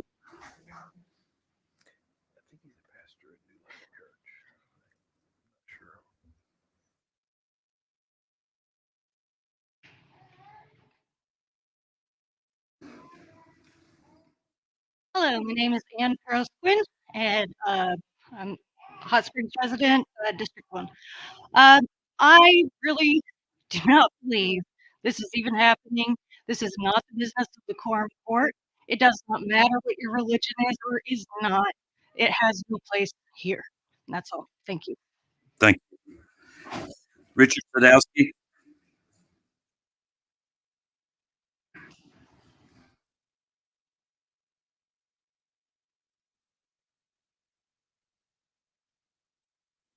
Thank you. I'm going to come at this from a little different perspective, I think. I'd like to start by asking you to visualize a woman standing in a sink cleaning dishes. And her little girl comes behind her and says, "Mommy, can I kill this?" What's the first question a mommy should ask? What is it, right? What is, and that's the question. If it's a spider, yeah, honey, go ahead and kill it. If it's a little baby brother, no. And that's what we have to think about here. What is it as the decision is being made? The U.S. Supreme Court, when they voted for Roe versus Wade, they said this: there was no consensus on the difficult question of when life begins. And he also said, quote, judiciary at this point in the development of man's knowledge was not in a position to speculate as to that answer. Well, we now have that answer. Science and medical science has come to a conclusion on that. As an example, there was a survey of 5,337 biology professors in over 1,000 universities in the world, both the U.S. and abroad. 90%, 96%, I'm sorry, of those experts affirm that a human life begins at conception. Of those, 89% of those biology professors identified as liberal, 85% identified as pro-choice, 63% identified as non-religious, and for those who are Americans, 92% identified as Democrats. This is not a, I don't believe it's a religious question. It's a question of truth. What is the unborn? And the expert has spoken. The unborn is a human being. When a woman is pregnant, you don't go up to her and say, what are you going to have, a puppy? No, they're going to have a human being. We know that. DNA has proved that the DNA of an unborn is different from DNA of the mother. It's not my body, my choice. It's not your body. The DNA proves that. So when the decision is made, it has to be made on the basis of facts, not emotion. And I don't believe on religion either. It's got to be made on the basis of facts. And the facts have been made. I've got, if you, any of you need the website, the information, I can provide them to you. Thank you. Bill Carter.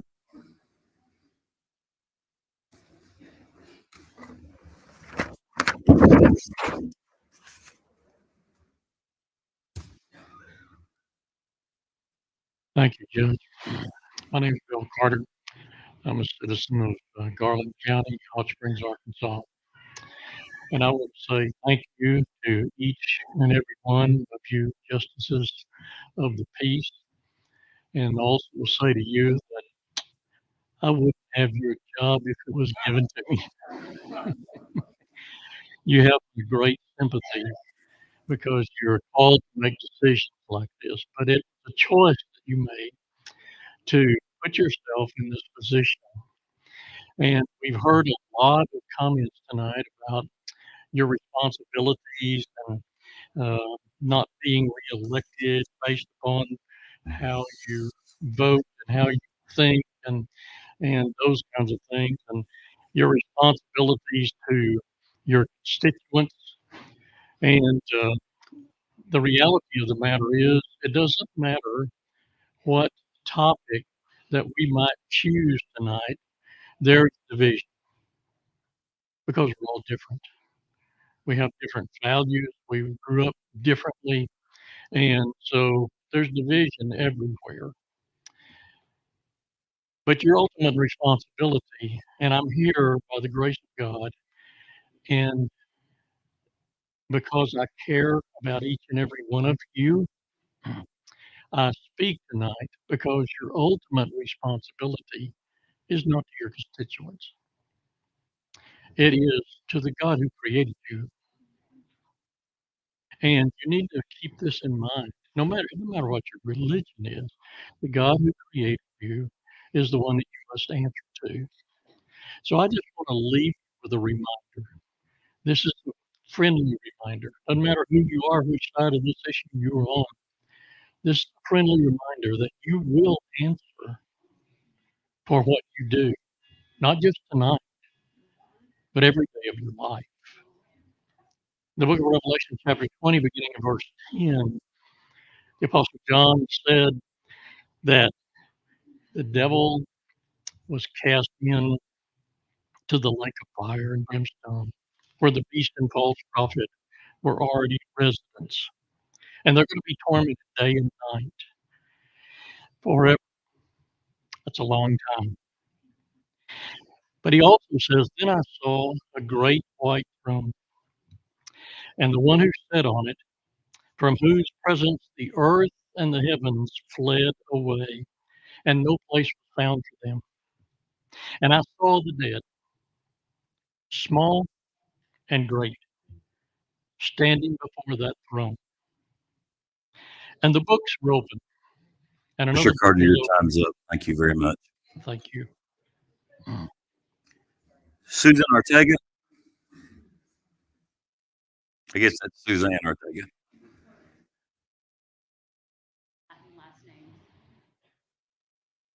Hello, hello, hello. Thank you so much for letting me speak.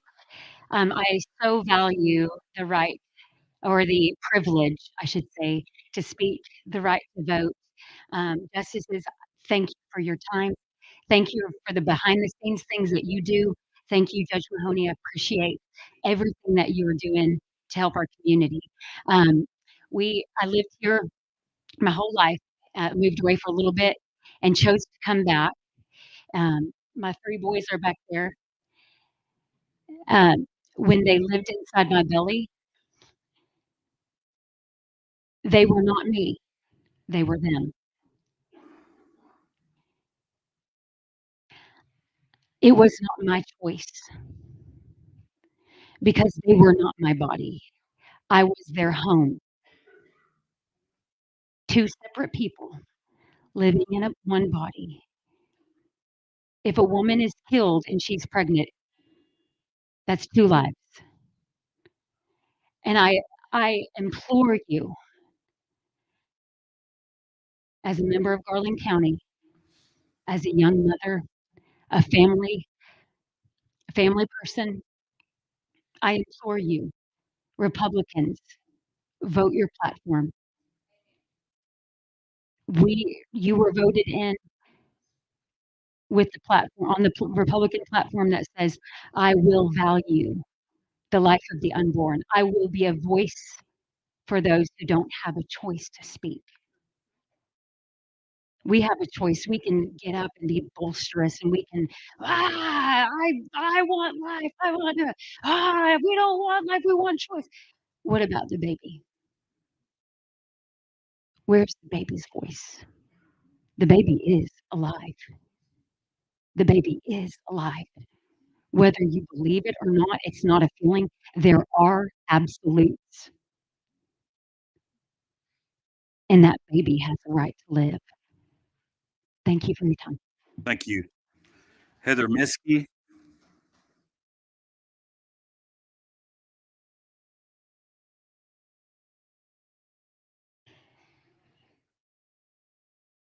Good evening. First, I just want to address you all and thank you for being here, for doing what you do. I likewise do not envy any of you because you have a heavy weight of decision that comes with a lot of fires and probably a lot less gratitude. And so I want you to know that as an individual, as a family, you are prayed for in our home every single day. Those of you that I know my name and those of you that I don't. And I just want to say that as I'm standing back here, I'm overwhelmed with like gratitude that really surprised me. And I'm just so thankful to live. I'm a Hot Springs native. Have lived here my whole life. I love my city. I love my county. I'm so thankful to live in a city, a county, a state, and a nation where we can all come here tonight and we can all express our opinions. We can all passionately pursue the values and the convictions that we stand for without fear when we walk out of those doors of somebody taking our life. We don't have to worry about having armed guards to take us to the voting booth, to our homes, or to our churches. We have freedom, and with that, just so much gratefulness in my heart. So I would just implore us all to stop and reflect on that gratitude of that freedom that we have, that we can safely come here without fear of our lives. And thank you to the officers that are here also ensuring order and our safety. I just want to implore you all to vote your hearts, not your pocketbook, not anything from pressure from one side or the other. I also believe that you are here, you were created for such a time as this, and you were given this role, not by chance or happenstance, but to fulfill a purpose that God has for each of you, as we're we here to fulfill a purpose that God has for each of us. And I just want to encourage you to be bold and to stand up for what you believe in, even if that's different than what I believe in.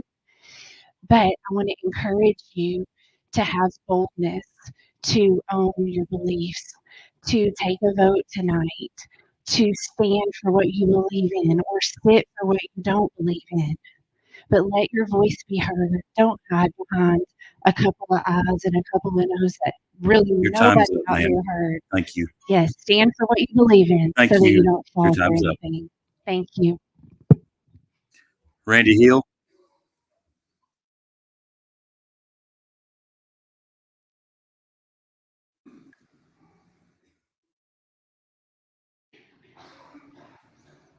Thank you for having me tonight. My name is Randy Hill.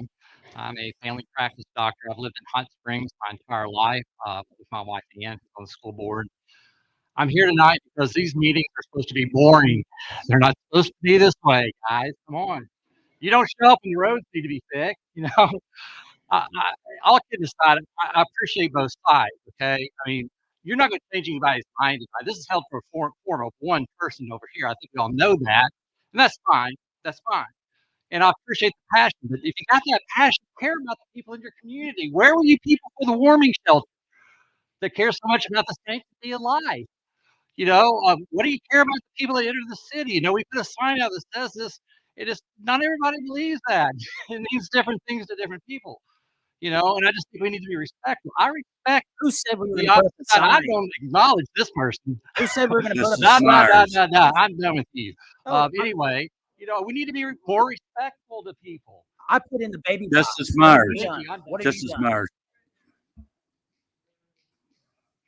Christy Rossett.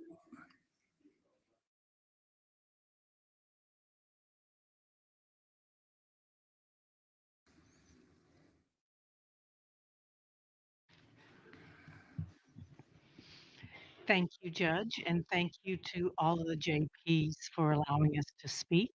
My name is Christy Rossett. I too am a resident of Garland County. And much has been said about your responsibilities. One thing I would like to point out that's stated in your responsibilities is that it is your job to provide order, peace, and safety to the people of Garland County. This resolution does nothing except sow division, sow chaos and hostilities. It does nothing to fulfill your responsibility. Both sides of this issue desire to protect, and we care passionately because we love. The pro life side cares deeply to protect the fetus and the unborn and other stages of life. But this has been primarily the focus is the fetus and the unborn. The other side cares deeply to protect women and children, all people. The current mortality rate for women in Arkansas is 43.5 deaths per 100,000 pregnancies. This is the worst ranking of the entire country. The worst. 43.5 women die out of 100,000. We have big problems in this county, and we're wasting time on societal resolutions that waste our taxpayer money. As a Christian, as a pastor, a mother of daughters, and a grandmother. I know without a doubt that our loving God cares about women and mothers and understands the complexities of the challenges faced when a pregnancy occurs. It's not a black and white issue, it's very complex. If my beautiful 13-year-old granddaughter became pregnant by no choice of her own, because at 13 she can't make that choice, I would do everything in my power to seek an abortion for her out of love and a desire to protect her life. Our God, I believe, would enfold us in loving arms.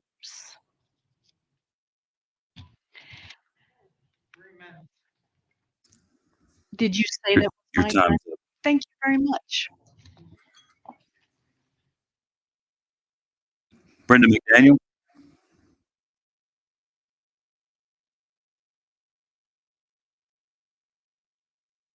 Brenda McDaniel.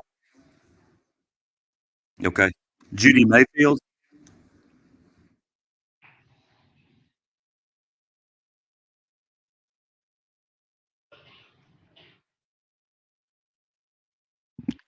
Thank you.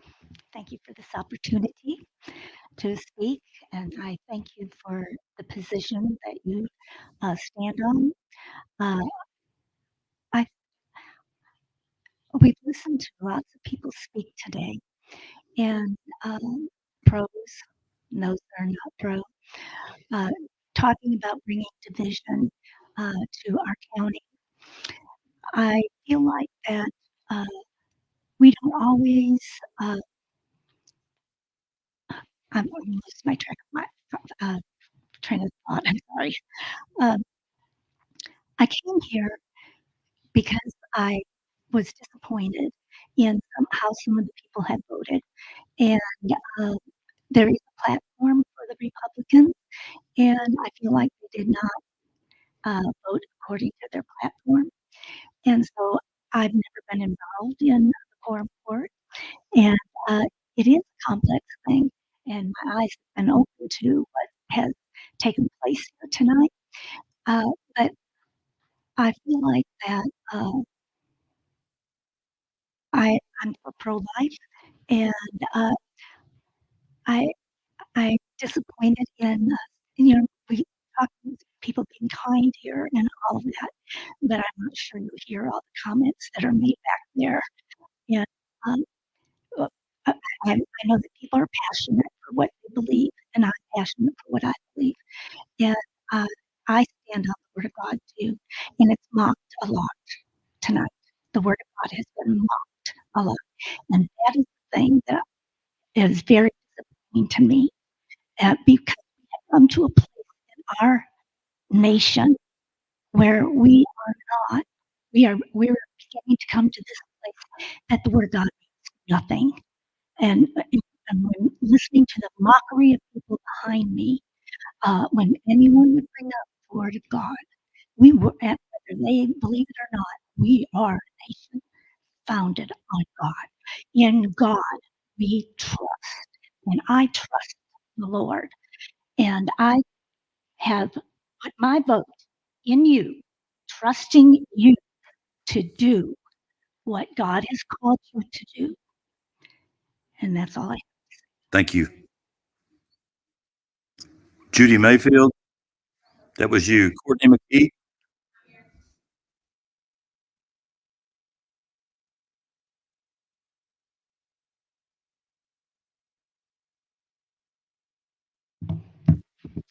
I'm not sure if we're at a Republican Party meeting or church, and for that, I will issue no thank yous tonight.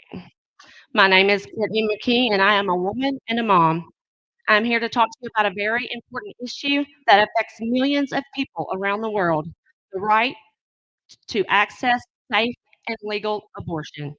You may have heard the tragic case of Savita Halappanavar, a 31-year-old dentist who died in Ireland in 2012 after she was denied an abortion by doctors who cited the country's strict laws. Even though there was no chance her baby would survive. She suffered sepsis, a life-threatening infection, and died after a week of agony when she knew she was dying and was hoping the government would act. That was enough to spark outrage in Ireland and enshrine the right to an abortion in the Irish Constitution. Now, according to the World Health Organization, 25 million unsafe abortions take place each year, the vast majority of them in developing countries. Unsafe abortions are the third leading cause of maternal deaths worldwide and lead to an additional 5 million largely preventable disabilities. These are not just numbers. These are human lives, lives that could have been saved if they had had access to basic health care service that is abortion. Abortion is not a crime. It is not a sin. It is not a luxury. It is a necessity. It is a matter of life and death. It is a matter of human rights. Reproductive rights, including the right to access abortion, are grounded in internationally recognized human rights. They include the right to life, to health, to information, to non discrimination and equality, to be free from cruel, inhumane, and degrading treatment, to privacy, to liberty, and to the freedom of conscience and religion. These rights are not negotiable. They are universal, indivisible, and inalienable. Furthermore, banning or restricting abortion doesn't stop people from needing it or seeking it. It only makes it less safe and more costly. It only increases the risk of complications, infections, injuries, or death. It only adds to the suffering and trauma of people who are already in a difficult situation. We need to do this because abortion is not only a personal choice, it is a political act. It is an act of solidarity with the people who we have to stand up and stand with people who are denied their rights, their dignity, and their humanity. Your It is time's an up, act of Miss McKee. compassion and Thank love. you. Your time's up. Thank you. Joan Vega.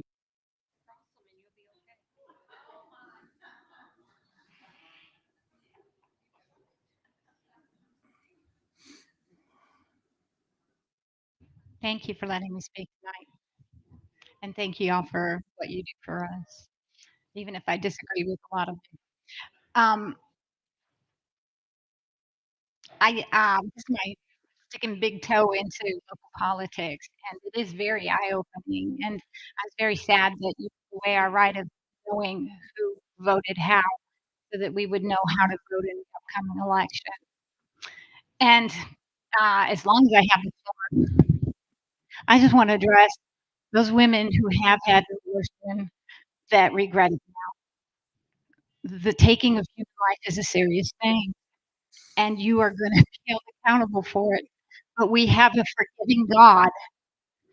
Please keep your comments down. Miss Vega has the Repent, floor. and He will forgive you. That's all I got to say. Thank you. Marsha Arbaugh.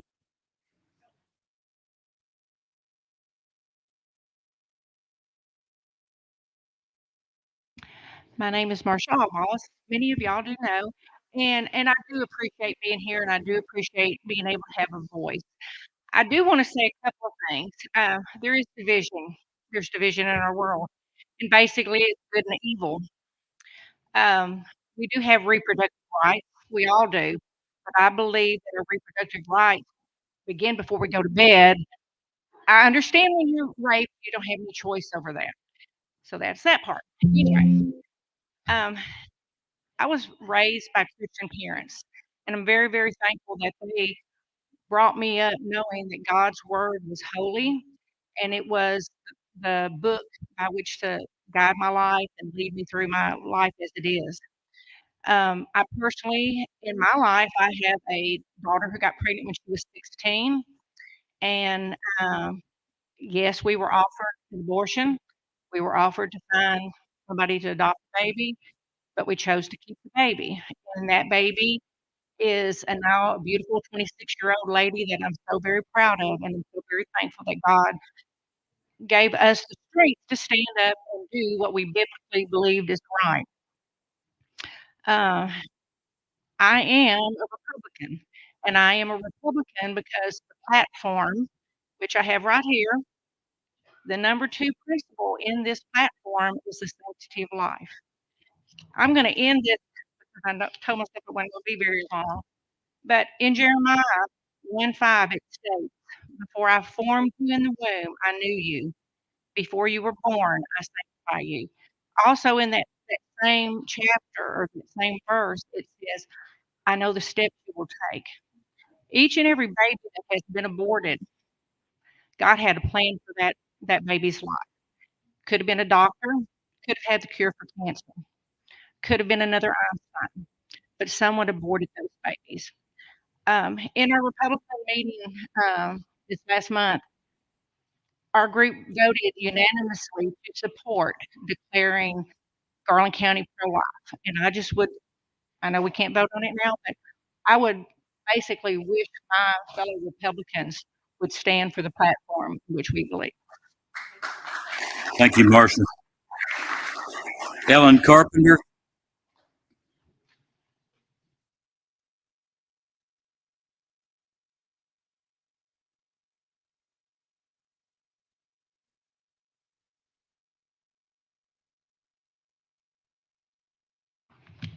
Hi, my name's Ellen Carpenter, and I'm a resident of Garland County. Most of us in Arkansas try to live our lives without interfering in other people's business, unless that business is a woman's womb, which seems to be a matter of public domain. There are a lot of well-meaning people who oppose giving a woman the right to make her own private choices about profoundly intimate things that will affect the course of her life. Some people insist on forcing a woman to keep her pregnancy because, as they say, all life is sacred. But if all life is sacred, then why? If all life was sacred, then Arkansas wouldn't have one of the highest infant mortality rates in the nation. How can we be a national leader in infant deaths and still say all life is sacred? Shouldn't taking care of the lives in being be our priority? If all life is sacred, then why does Arkansas have the nation's highest maternal mortality rate? In other words, Arkansas is second to none in killing opposite homes. I think facts about infant and maternal mortality belie the statement that all life is sacred. I find these facts make it clear that shackling women to forced pregnancies seems to be more about controlling, policing, and punishing women than about respecting life. But that's just my opinion, my personal opinion. Most Americans support the right to choose, at least in the first trimester. Pro-choice beliefs are mainstream beliefs. Pro-choice does not mean pro-abortion. Pro-choice is about the freedom to choose. The right to choose in this resolution is a divisive issue, clearly evidenced by the people here this evening. But people on either side of the debate can and do have shared values, and maybe it is those values that we focus on, celebrate, and memorialize resolutions. Why not adopt a resolution supporting prenatal care for every pregnant woman in Garland County, or a resolution dedicating us to reducing infant mortality? Instead of leading the charge to divide our community, to pit neighbor against neighbor, why not consider resolutions everyone can get behind? Thank you for giving me the opportunity to speak. Thank you. Doug Jones.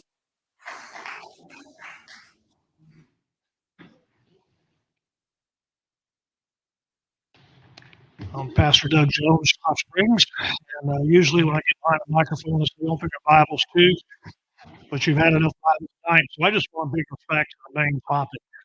And I believe that's probably why you wanted to table this, because you knew it was going to be a long night, and most of what you're going to hear is not necessarily dealing with what you have purview. You can't do anything about the abortion issue on either side. You recognize that. But you can make a declaration that Arkansas or Hot Spring or Garland County, Arkansas is a pro-life County. And you could do that with great assurance because if we look at the statistics, you'll be able to tell that our elected officials have made that point for us. In fact, if you go back to 1988, that's the last time that we had an election that had anything to do with abortion on it. In fact, that was when Garland County passed by a high rate Amendment 68, which prevented the public funding of abortion. And it established the policy of Arkansas to protect the life of every unborn child from conception until birth. So we have that establishment by voter record back in 1988 with Amendment 68. Not only that, since then, we have elected a U.S. Senator who's pro-life. We have elected a representative in Congress who's pro-life. Both of those are very openly pro-life. Not only that, we've got two state senators rather, that have declared pro-life.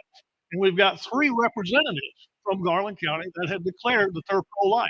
So what you're looking at is a constituency who has already made a statement for their people that they represent that Garland County is a pro-life county. So now, if we see that on the federal and the state level, why is it that you refuse to do that on a local level? And I don't know why that you want to hide behind, your decision. If your decision is not to be a pro-life, stand up for it. If the decision is to be pro-life, stand up for that as well. I believe in being an educated voter. And what you're doing is taking that privilege or that opportunity for me to be an educated voter away from me because you're hiding behind somebody else's yay or nay. Stand up, be counted, say, I'm for it, I'm against it, and then let the chips fall where they may. If you're the candidate, please, if you're the candidate that your constituency wants, let them know where you stand, and they'll reelect you. But if you're not, let them reelect somebody else. Thank you. Thank you, Doug. Well said, Doug. Well said. Asher Bradley.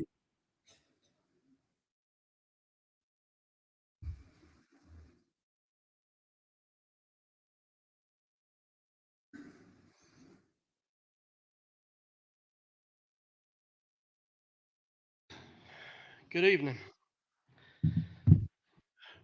First, I want you to remind yourself of the position that you hold and how you got it. You were elected on a free and based voting system that was given to us by our military members. You have a civil duty to stand up for your vote, whether we like it or not. I don't care what side of the fence you're on. I stand here as a lifelong resident of Garland County. I'm a 5th generation Garland County resident, and I also carry many titles with my name.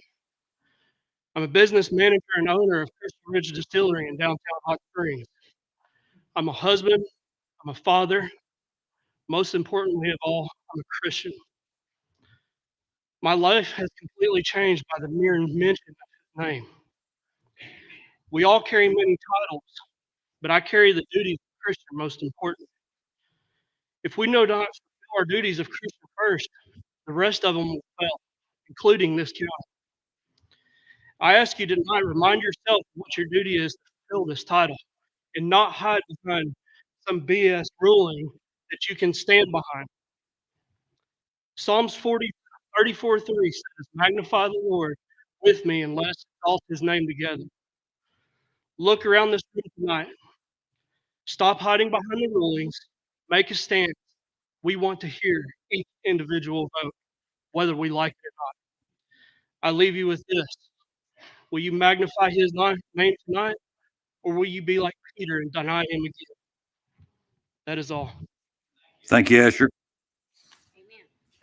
Christine Artemowski. Mowski.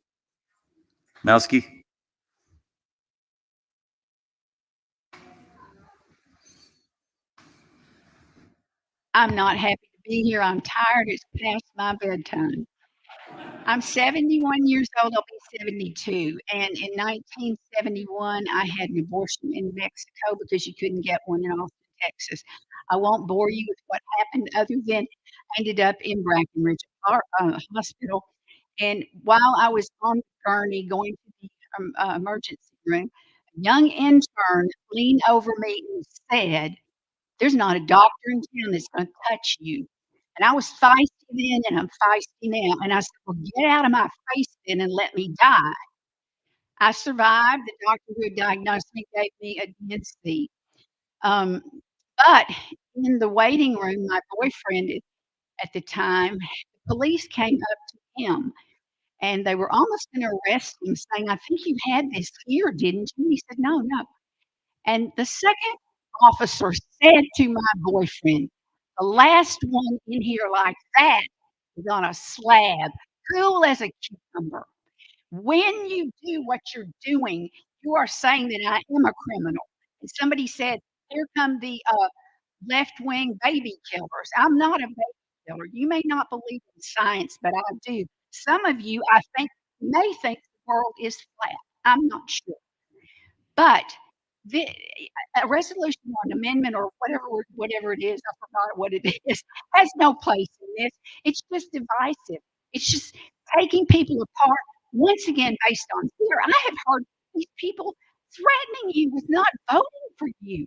You're gonna let unbelievable, unbelievable over this issue. Is this all the Republican Party cares about? I don't know. But anyway, this is just unbelievable to me to see 51 years have gone by, and here we go again, taking away, well, before the women didn't have rights, but taking away my right. And that's all I have to say. Thank you. Mickey Gates.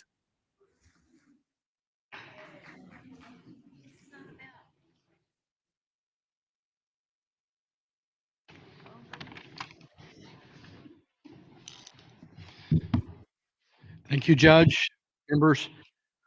My name is Mickey Gates. I do understand exactly where you are. I sat there for 20 years, and I know the challenges of listening to debate, accusations, and all the things that go on when a excited public exercises their free speech. And sometimes it's vented at you, and sometimes it's intentional, sometimes it's not. So thank you for your service and the price paid to listen to people speak their opinions on a very healthy subject. Having said those, and those that know me know 3 minutes is pretty limited for me. And so saying that, I've tried to limit my remarks to my written remarks. So regardless of my friendships, and I will say I served 20 years. I was there 2 years before Justice Owen came on the court, and he and I served together for 20 years. And so, and Justice Thomas, my good friend, honorable men. Regardless of my friendships, I feel compelled to speak my conscience. The Declaration of Independence states that we hold these truths to be self-evident, that all men are created equal. We didn't always embrace that theory, all men. Thankfully, we got through that one. That all men are created equal by their Creator with certain unalienable rights. Among them are the right to life, liberty, and the pursuit of happiness. To me, it seems logical that in order to pursue happiness, you must first be born. And to enjoy liberty, you must have been born. It seems to me that it all begins with the right the government is instituted to protect, and that is the right to life. The Declaration goes on to say that to secure those rights, governments are instituted among men, deriving their just powers from the consent of the governed, that whatever form of government becomes destructive in those ends, destruction, it is the right of the people to alter or to abolish it. And that is where we find ourselves. We've gone down a path for many years and it got changed, and those rights were abolished because enough people said we need to do something different. I thank God that we've changed our course of action from time to time. So we come to this resolution tonight. It's not a law, it's a resolution. It simply states that this county agrees with the words penned long ago by founding fathers. We hold these truths to be self-evident that all men are created equal and they are endowed by their Creator with certain unalienable rights, life, liberty, to pursuit of happiness. It would be proper for a motion to reconsider the vote since the public has had an opportunity to speak, and nearly every level of government that I know allows a motion to reconsider once the public has had an opportunity to voice its opinion. So I would appreciate a vote to reconsider. Thank you, Mickey. Hetty Lou Brooks.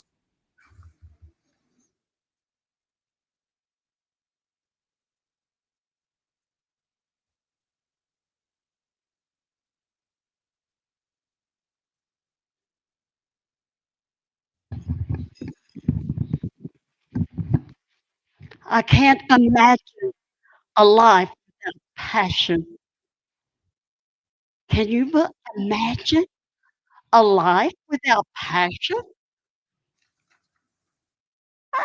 You vote because you're passionate about what you vote for. We thank you for that. We thank you that you're not just a dead, uncaring instrument, that you're full of passion and conviction for whatever it is that you believe. My name is Hetty Brooks. I am 93 years old. I have been in Garland County and Hot Springs all of my life except my college days. I have seen Hot Springs, Garland County go through the mafia from Chicago. I've seen Rockefeller come and shut all our illegal gambling down. I'm telling you, I've watched it happen. And yet we come to a time like this.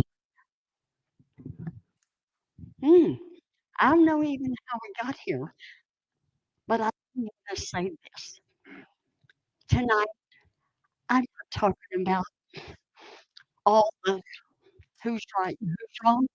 I just want to put out something for us all to think about. There was this very wealthy man. His wife was pregnant. He told her she could not have the baby. She had to abort, and she would not. And he fought her all the way. The baby came, there was a little girl. She started growing up to be a little one, curly haired little girl, and she loved her dad. Oh, how she loved her daddy. And he would sit and hold her, and she would hold his face and say, Daddy, I just love you. Daddy, I love you. He would rock her to sleep, and the tears would roll down his face. She's the one I would have killed. This is the one I would have killed. You know, I want us to think about something besides who's right and who's wrong. I want us to think about something. God chooses gifts and he puts them in people. If you watch the Super Bowl, you saw some people Ms. who Brooks, are your time's up. gifted in ways that some Hetty Lou, died. your time's up. I'm sorry. Oh, I just got started. I understand. Can I just say that No, I'm ma'am, I running haven't let anyone else speak past 3 minutes. I just- Please, Hetty Lou, we have one more person to speak. I just want to say everybody Actually, we've got with 3 hip. more people to speak. Sorry. We're killing our gifted people. Christina Packus.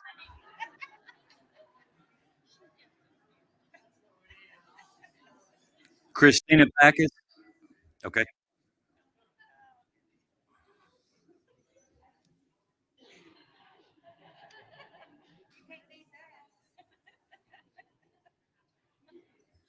I was actually going to not speak because it feels like everything that I could have said has already been said. But I will say one thing. I don't understand where some people are coming from because I don't think that if you vote against this, if you were to vote, which maybe you're not, if you were to vote against it, this means that you don't believe in pro-choice. I mean, pro-life.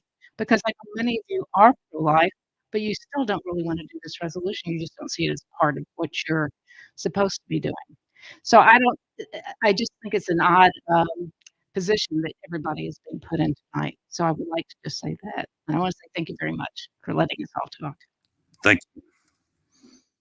Robert Tankersley.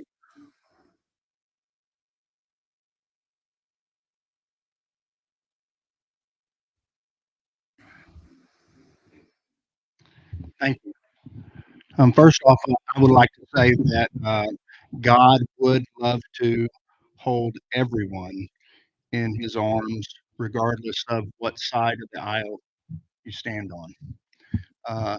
I'm a resident of Garland County. I have 3 children, 2 grandchildren, and 1 grandchild on the way. I get the amazing privilege to raise cattle here.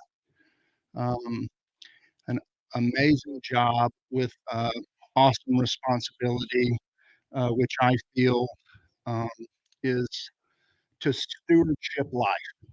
Uh, my sons and I can be up late into the night helping an animal birth a calf. Um, and sometimes that doesn't go the way we want it to go. And the crushing feeling that I feel when that happens. And to think that we would give any less effort to the stewardship of a human life, to me, is unbelievable.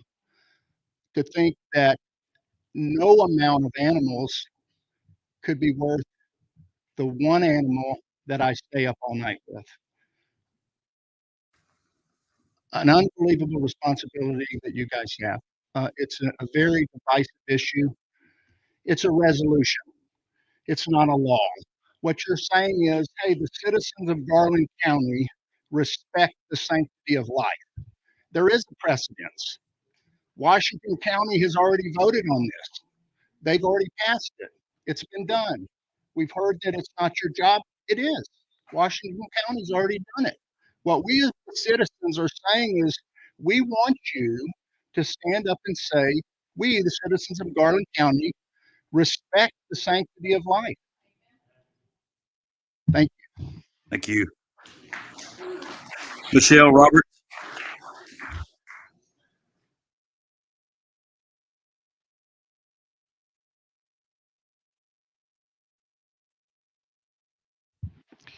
Good evening. Thank you to Judge Mahoney and the justices of the peace for this opportunity to be heard today. What a juxtaposition is just last week. You guys had the microphone and we were listening to what you had to say. And just as you wanted to be heard, thank you for listening to us. Many of you last week spoke about yourselves and your significant others, your accomplishments, your hopes and dreams, and how you view government. I heard phrases like lower taxes, limited government, representing all the citizens of my district or the county. More than a couple of you said something to the effect of, my family chose to live out in the county because we don't like so many rules. I think a lot of people would agree with that. I even heard several admissions that this resolution before you this evening is a matter of opinion and not fact. I agree with that too. But just 1 or 2 of your opinions shouldn't take over all of Garland County. You should be representing all of Garland County. This resolution doesn't fall under any of the categories of lower taxes, limited government, or representing us. The job of the Quorum Court is to do the work of the county: sanitation, roads and bridges, law and order, community and economic development. Nowhere in the job description do I see be divisive, misrepresent constituents, waste taxpayer time, waste taxpayer money. And that is what is going on today. We are going on 2 hours. We have had this building lit and heated. We have extra staff, extra sheriffs, because a couple of people want to rip this county apart. They want to pit citizens against each other. There's been a lot of talk about God dividing people. I don't find that to be very Christian-like. Not to mention, the people of this county are hardworking. How many of these people actually took time off of work, lost wages just to be heard on this divisive issue? But you still get paid. Some of these people don't because they took time off to be here, to make themselves heard. Each of you took an oath. You took an oath I don't think being divisive, tearing the community apart, is part of that oath. So if that's why you ran for office, congratulations. You are now ripping this community apart. But if you ran because you love Garland County and you want to see the Ms. Roberts, citizens your time is up. Thank you very much. prosper, then please, thank Thank you very you. much.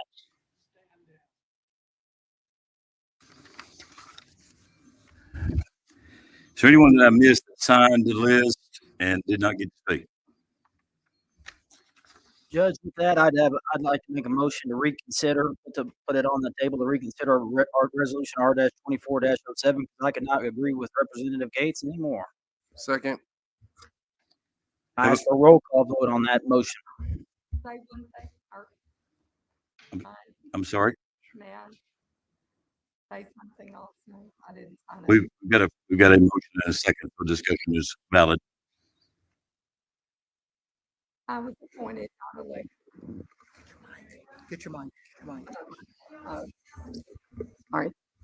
Appointed, not elected. And as I understand my duty, it's to authorize contracts, fill vacancies in offices, financial decisions, consider compensation of employees of the county, appropriate fund expenses, preserve peace, order, and security.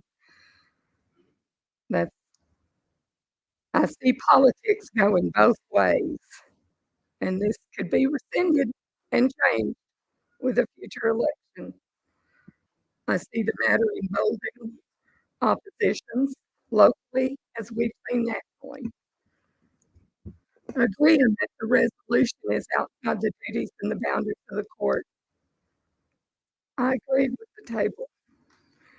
If we work as hard, like this young teacher said, and admonished us to support the people in this county all life, if we work that hard to elect pro-life candidates, we will continue to be a pro-life county, just as Mr. Myers said in March of 23 that we are. Arkansas on Monday. Making a bold statement via the ballot box seems to be the way to ensure that Garland County continues to be pro-life. Justice Bright, I agree with some of the things you said. Some of them I don't agree with. I'll be very brief because I'm going to list these very quickly. The counties that have already declared themselves to be pro-life, you'll be surprised by some of these. Washington's already been said. That's Fayetteville. Sebastian, that's Fort Smith. Benton, Rogers, and Springdale. Hot Spring County, which is not any more conservative than we are. Cleveland County, Crawford County, Faulkner County, which is Conway. Saline County, our neighbor. Prairie County, Polk County, Yale County, Columbia County, Madison County. And then let me name some of the cities. Springdale, Russellville, Taneytown, Siloam Springs, Bryant. These are all communities that are flourishing. Northwest Arkansas is flourishing, and every county in Northwest Arkansas is pro-life. They've declared themselves to be pro-life. I mean, you got the list in front of you. And Justice Breyer, with all due respect, yes, you were appointed, but you were appointed by a pro-life governor, Sarah Huckabee Sanders. And I hope she's watching this TV when you make the wrong vote against that, because you were appointed at the recommendation of the county judge. And in my mind, your vote is his vote because he tells you how to vote. Have a motion and a second. Judge, if I may, if I understand the motion to reconsider, it's only members who voted on the prevailing side can make that. And so I believe that we're only going to be able to ascertain which side prevailed or lost by taking a hand vote. I'd be okay with a hand vote. I think that's a voice vote. I think that's appropriate. I think a hand vote would be a most according to Robert's rules that I'm looking at. Justice Brown, I'm not the sure motion to exactly what reconsider. your question is. Please clarify your question. I believe there was a motion to reconsider. And if Motion to I'm reconsider is understanding, appropriate in this instance. it would be appropriate according to Robert's rules. A motion to reconsider may be made by the members who voted on the prevailing side in the original vote, such as somebody who voted yes. So anybody who voted yes to table it would be able, if I'm understanding this correctly, be able to, those are the ones that would be able to vote uh, for the reconsideration. As I voted no, I was on the losing side. I voted no to table it, as I'm sure at least six or postpone.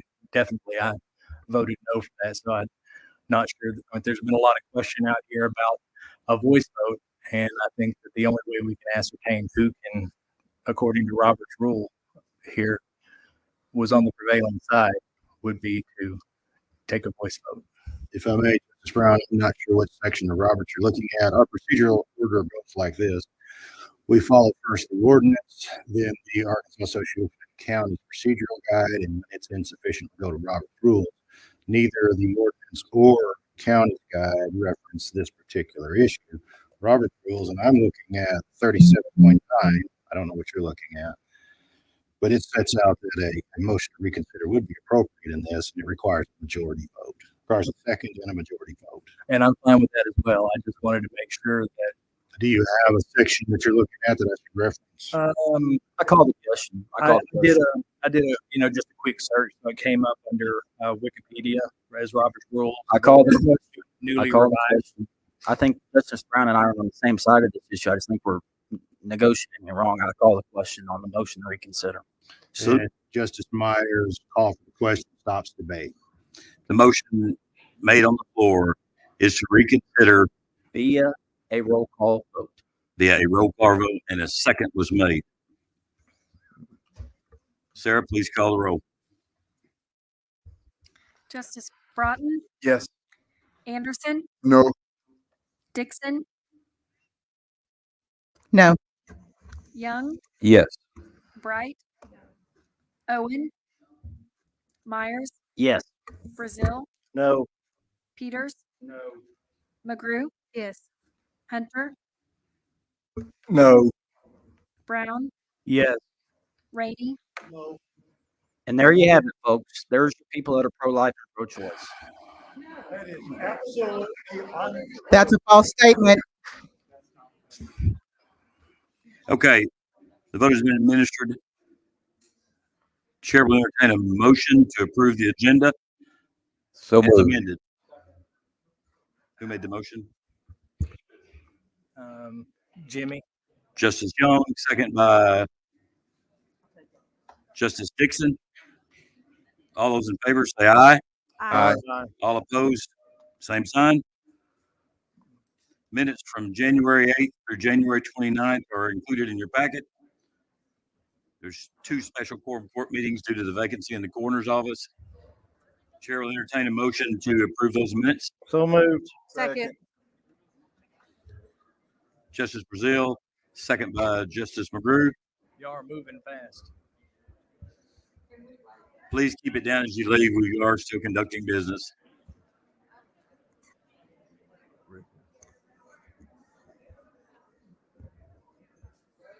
Ladies and gentlemen of the office, if you would, please keep it down. We're still conducting business.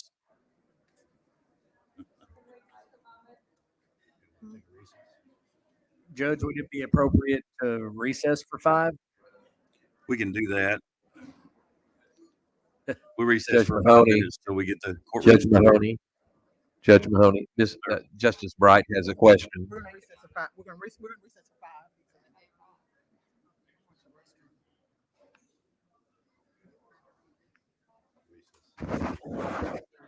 Are we in minutes?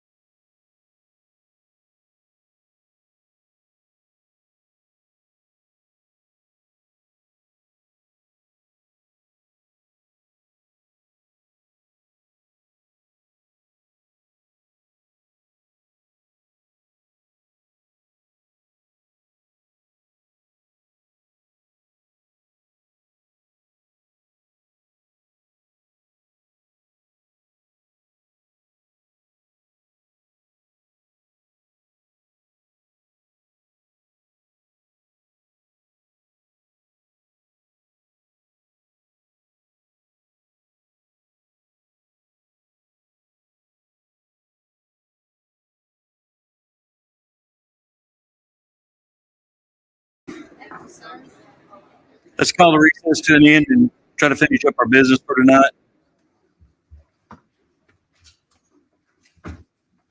I believe we were on approval of the minutes. Let's start over with a motion to approve tonight.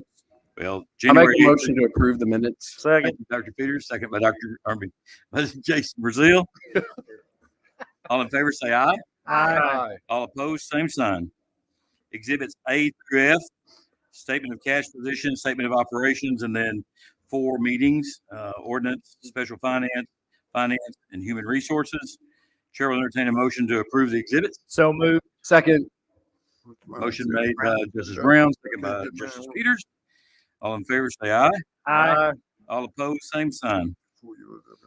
Committee reports. Ordinance Committee. Justice Owen. Get your microphone there, Ray, please. We met at the beginning of the evening, but it was so long ago I've forgotten what we did. I think we approved all of those. All right. Environmental Services Committee, Public Works and Building. Justice Hunter. Judge, we did not meet. All right. Finance Committee. Items D and E accurately reflect goings on of those meetings, and all things received a due pass. Human Resources, Justice Henderson.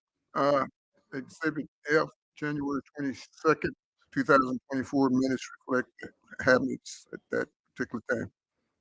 Thank you. Public Health, Welfare, and Safety Committee, Justice Rainey. Judge, the Public Health, Welfare, and Safety Committee did not meet. Information Technology Committee, Justice Young. Did not meet. Meeting on March 29th at 10:30. Chair will entertain motion to approve all these committee reports. So moved. Second.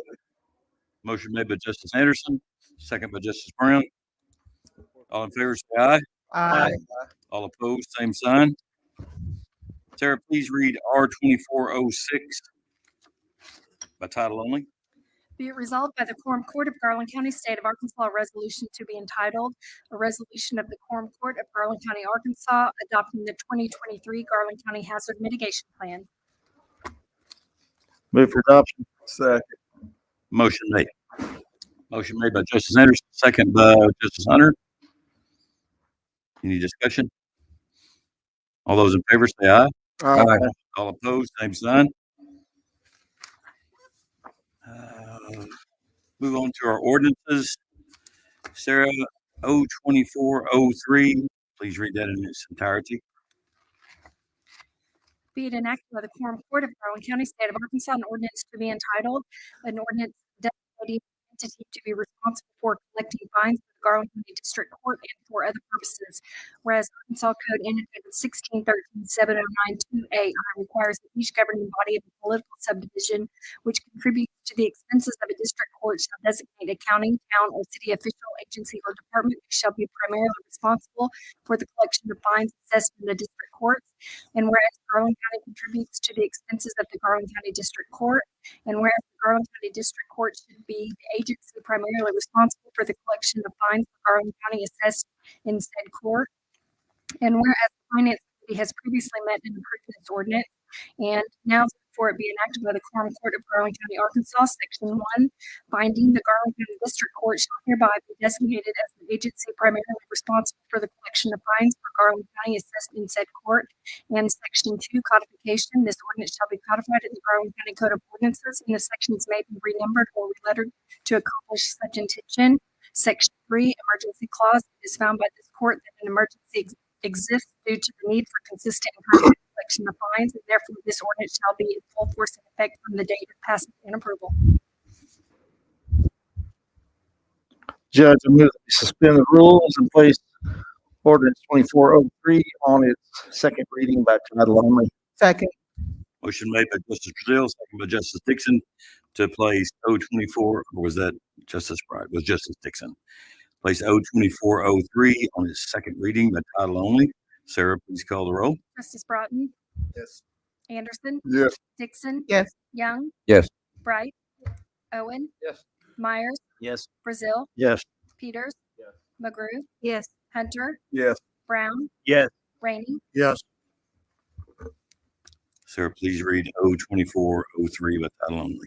Be it enacted by the Quorum Court of Garland County, State of Arkansas, an ordinance to be entitled, an ordinance designating an entity to be responsible for collecting fines for the Garland County District Court and for other purposes.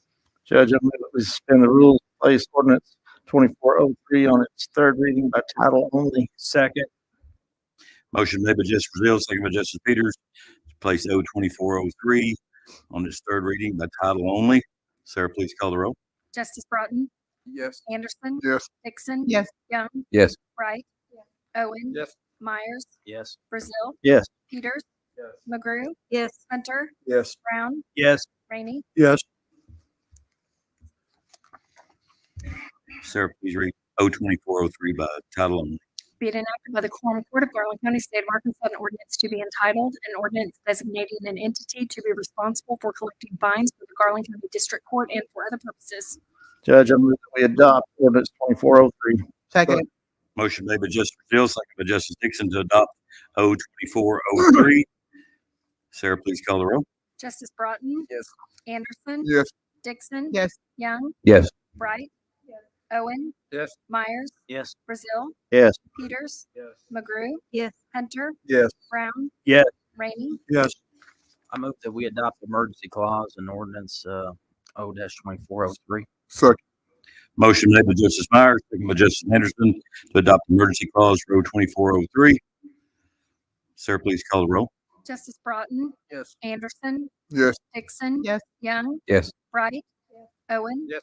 Myers. Yes. Brazil. Yes. Peters. Yes. McGrew. Yes. Hunter. Yes. Brown. Yes. Rainey. Yes. Chair will entertain a motion to suspend the rules. And So read moved. Second. Motion made by Justice Brazil. Suspend the rules and read appropriation ordinances by title only. Second by Justice Peters. Sarah, please call the roll. Justice Broughton. Yes. Anderson. Yes. Dixon. Yes. Young. Yes. Wright. Owen. Yes. Myers. Yes. Brazil. Yes. Peters. McGrew. Yes. Hunter. Yes. Brown. Yes. Rainey. Yes. Sarah, please read O 2404 by title only. Be it enacted by the Quorum Court of Garland County, State of Arkansas, an ordinance to be entitled, an ordinance to amend the 2023 Garland County budget ordinance O-2257 to appropriate and transfer funds, therefore to various budgets and for other purposes. Move to adopt. Second. Motion made by Justice Peters. Brown. Brown. Second by Justice Anderson. Sarah, please call the roll. Justice Broughton. Yes. Anderson. Yes. Dixon. Yes. Young. Yes. Bright. Owen. Yes. Myers. Yes. Brazil. Yes. Peters. Yes. McGrew. Yes. Hunter. Yes. Brown. Yes. Rainey. Yes.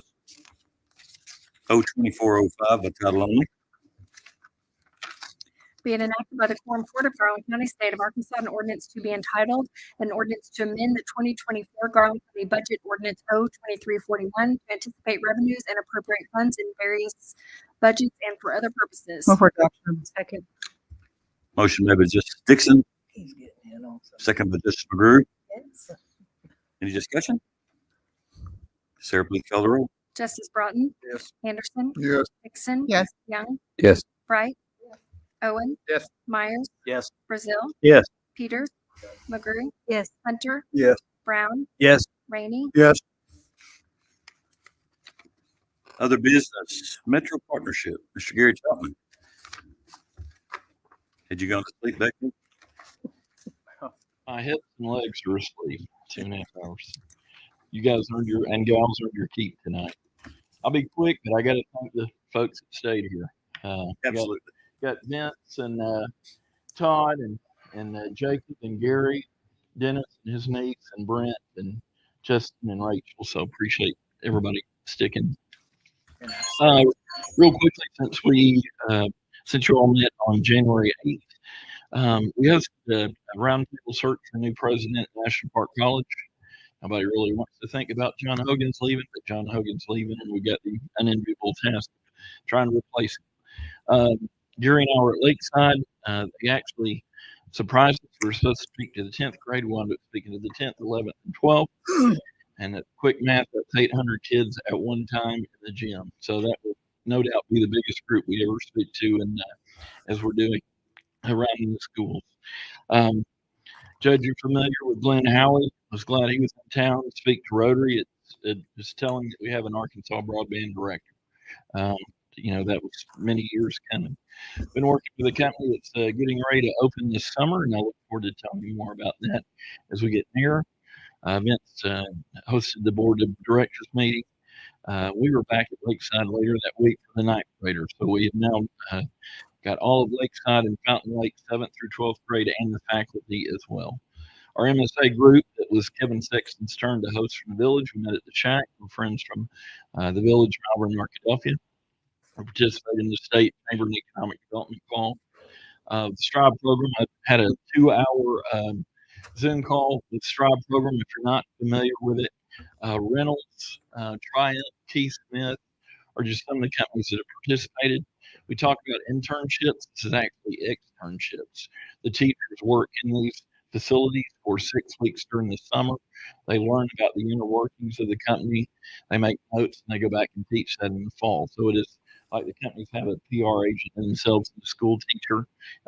And example we had was a lady from Cabot that worked at Maybelline last summer, was actually making product.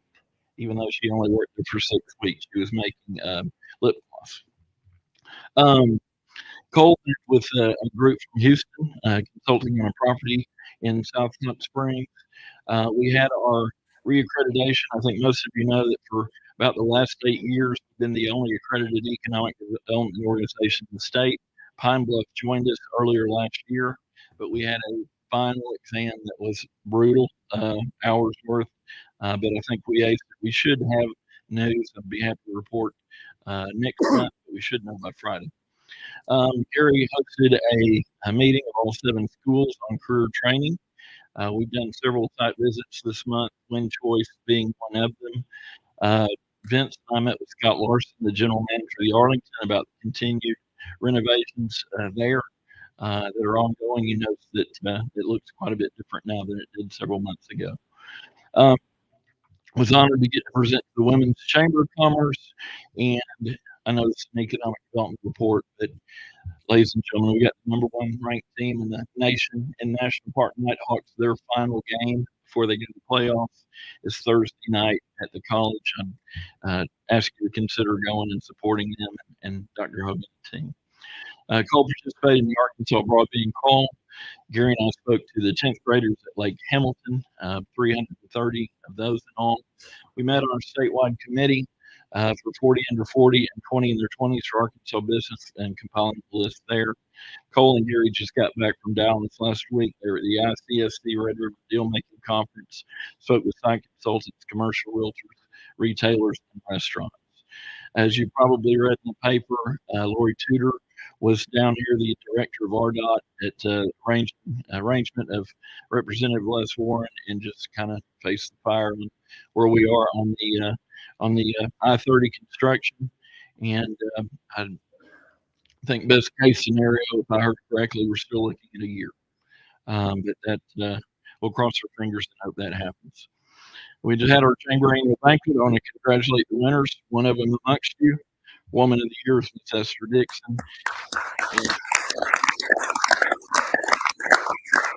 Man of the Year, Scott Dews, our large business, CHI St. Vincent Hot Springs, our small business Daniel Eaton Air organization, Cooper Anthony Marcy Child Advocacy Center. Our volunteer is Mr. Dennis Fair. Rising Star, Gina Rockwell, Ambassador Lynette Howell, Lifetime Ambassador Jim Mazzani for 27 years of service and for 16 years on the board at that committee. And as an ambassador, we recognize Steve Trusty. Congressman Musker and staff was in from D.C. They met with us last week, and I'm proud to say the young lady that is head of governmental affairs was completely up to date on the Army-Navy Hospital. Our Trial Lakes MPO met last week. The other group, the policy board, will meet this week. We met with a gentleman who wants to develop, Cole and I wants to develop properties downtown. Gary hosted a meeting with our 5 local aviation companies. We had a workforce development board meeting in Morrilton, and while we were up there, we got to tour the Green Bay packaging facility. We met with a gentleman later that afternoon back here that is interested in bringing a professional sports franchise to town, semi-professional. We had hosted a reception for Dr. Trey Berry from Henderson, and Gary hosted a meeting this morning with the college and the workforce center about making Garland County a work-ready community. We got Friday. We host the Arkansas District Export Council as they'll have their first quarter meeting at the chamber, and then we tour Alliance Rubber. And last and certainly not least, on Friday night in Little Rock, Eric Jackson, the 35-year general manager of Oakland, will be inducted into the Business Hall of Fame. He also, this year, is being inducted into the Arkansas Sports Hall of Fame. He is the only, only 4 people in Arkansas that will have been inducted into both. He is the only person to do it the same year. So, Representative Warren and I will be going to Little Rock Friday night to honor Mr. Jackson. Judge, that concludes my report. Happy to try to answer any questions. Move to approve Gary's report. Second. Gary, Yes. a little less important than a couple of those things was Chipotle and Whataburger opening. Can you ask me another time? I see the bill. Let's say one is imminent, one looks pretty good. How about that? You're going to tell us which. I think you know which one. Hope it's Whataburger. The building is sold, is what he's saying. So something's coming. I've told you as much as I can tell you, but I'll let you draw your own conclusions. Anybody have any questions for Gary? Thank you. Thank you. Need a vote on the motion and second to approve the report. All in favor, say aye. Aye. All opposed, same sign. Acknowledge the overtime report that's in your packet. If you've had a chance to look at that, entertain a motion to approve. So moved. Second. Oh, no. Motion by Dr. Peters, second by Michael Broughton. Sure. All those in favor say aye. Aye. Aye. All opposed? Acknowledgement of disposal of county property. It's a big list. It came from the library, mainly the books that they're disposing of there that are tattered and torn and worn out. So Move to if you need that, we can get it for you, but otherwise I think it's 72 pages of books that have been worn threadbare. Second. Move to adopt. Or Motion made by Justice Brown, second by Justice McGrew. All in favor, say aye. Aye. All opposed, same sign. William Fleming.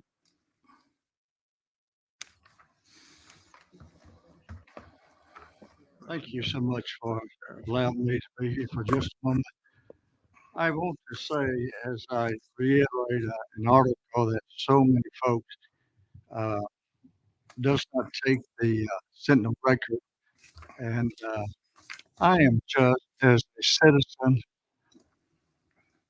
as a preacher, as a Christian. I've always, through my life, tried to, in our churches, tried to demand accuracy, openness, and honesty.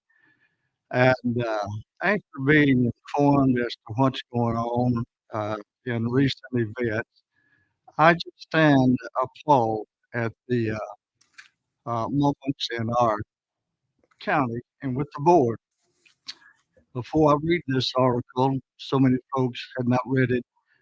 I encourage anyone on this board that can contact and will contact the prosecuting attorney here and ask her to initiate an investigation. This needs to be done in order to protect the spending the money where it should not be spent. And so in Sunday's letter, I'll read this and then I'll close. And I encourage you to initiate a cleanup job.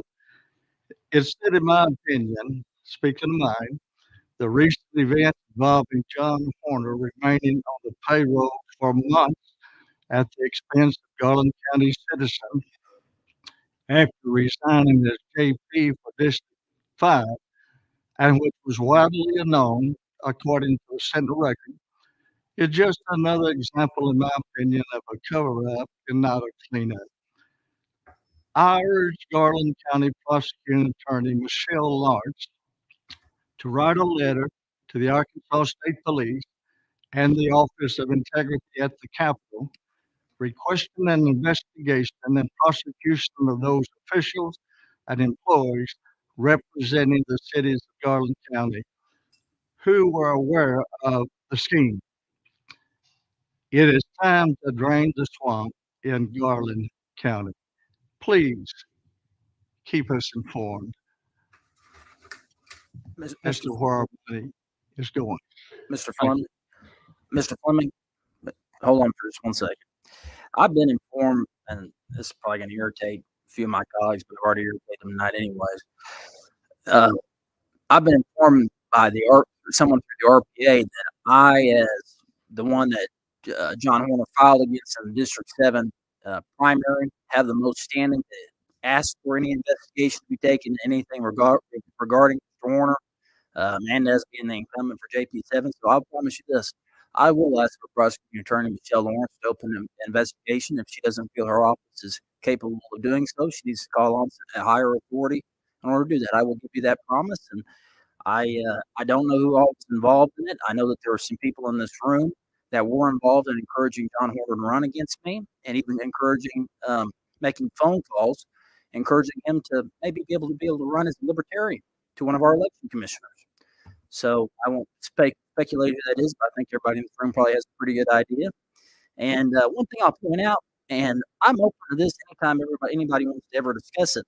It's been thrown out that I've got conflicts of interest and all different types of things, or why I should be serving. Well, there's a power within the Quorum Court to declare a vacancy in a Quorum Court district, and that goes within Arkansas Code annotated 1414-1308 and 1414-1309. So if anybody feels that I'm not capable or not adequate in holding office, I'd encourage you to prepare a resolution to that effect, and let's have us vote on it. And I'll even abstain from the vote when it comes up. If y'all want to remove me from my office, I won't. I'll abstain from the vote on that resolution. You can do it at your next meeting if you think I'm not eligible to hold office. That's all. Thank you, Mr. Fleming. All right. Thank you. Any old business? New business? Chair will entertain a motion to adjourn. So moved. We are adjourned.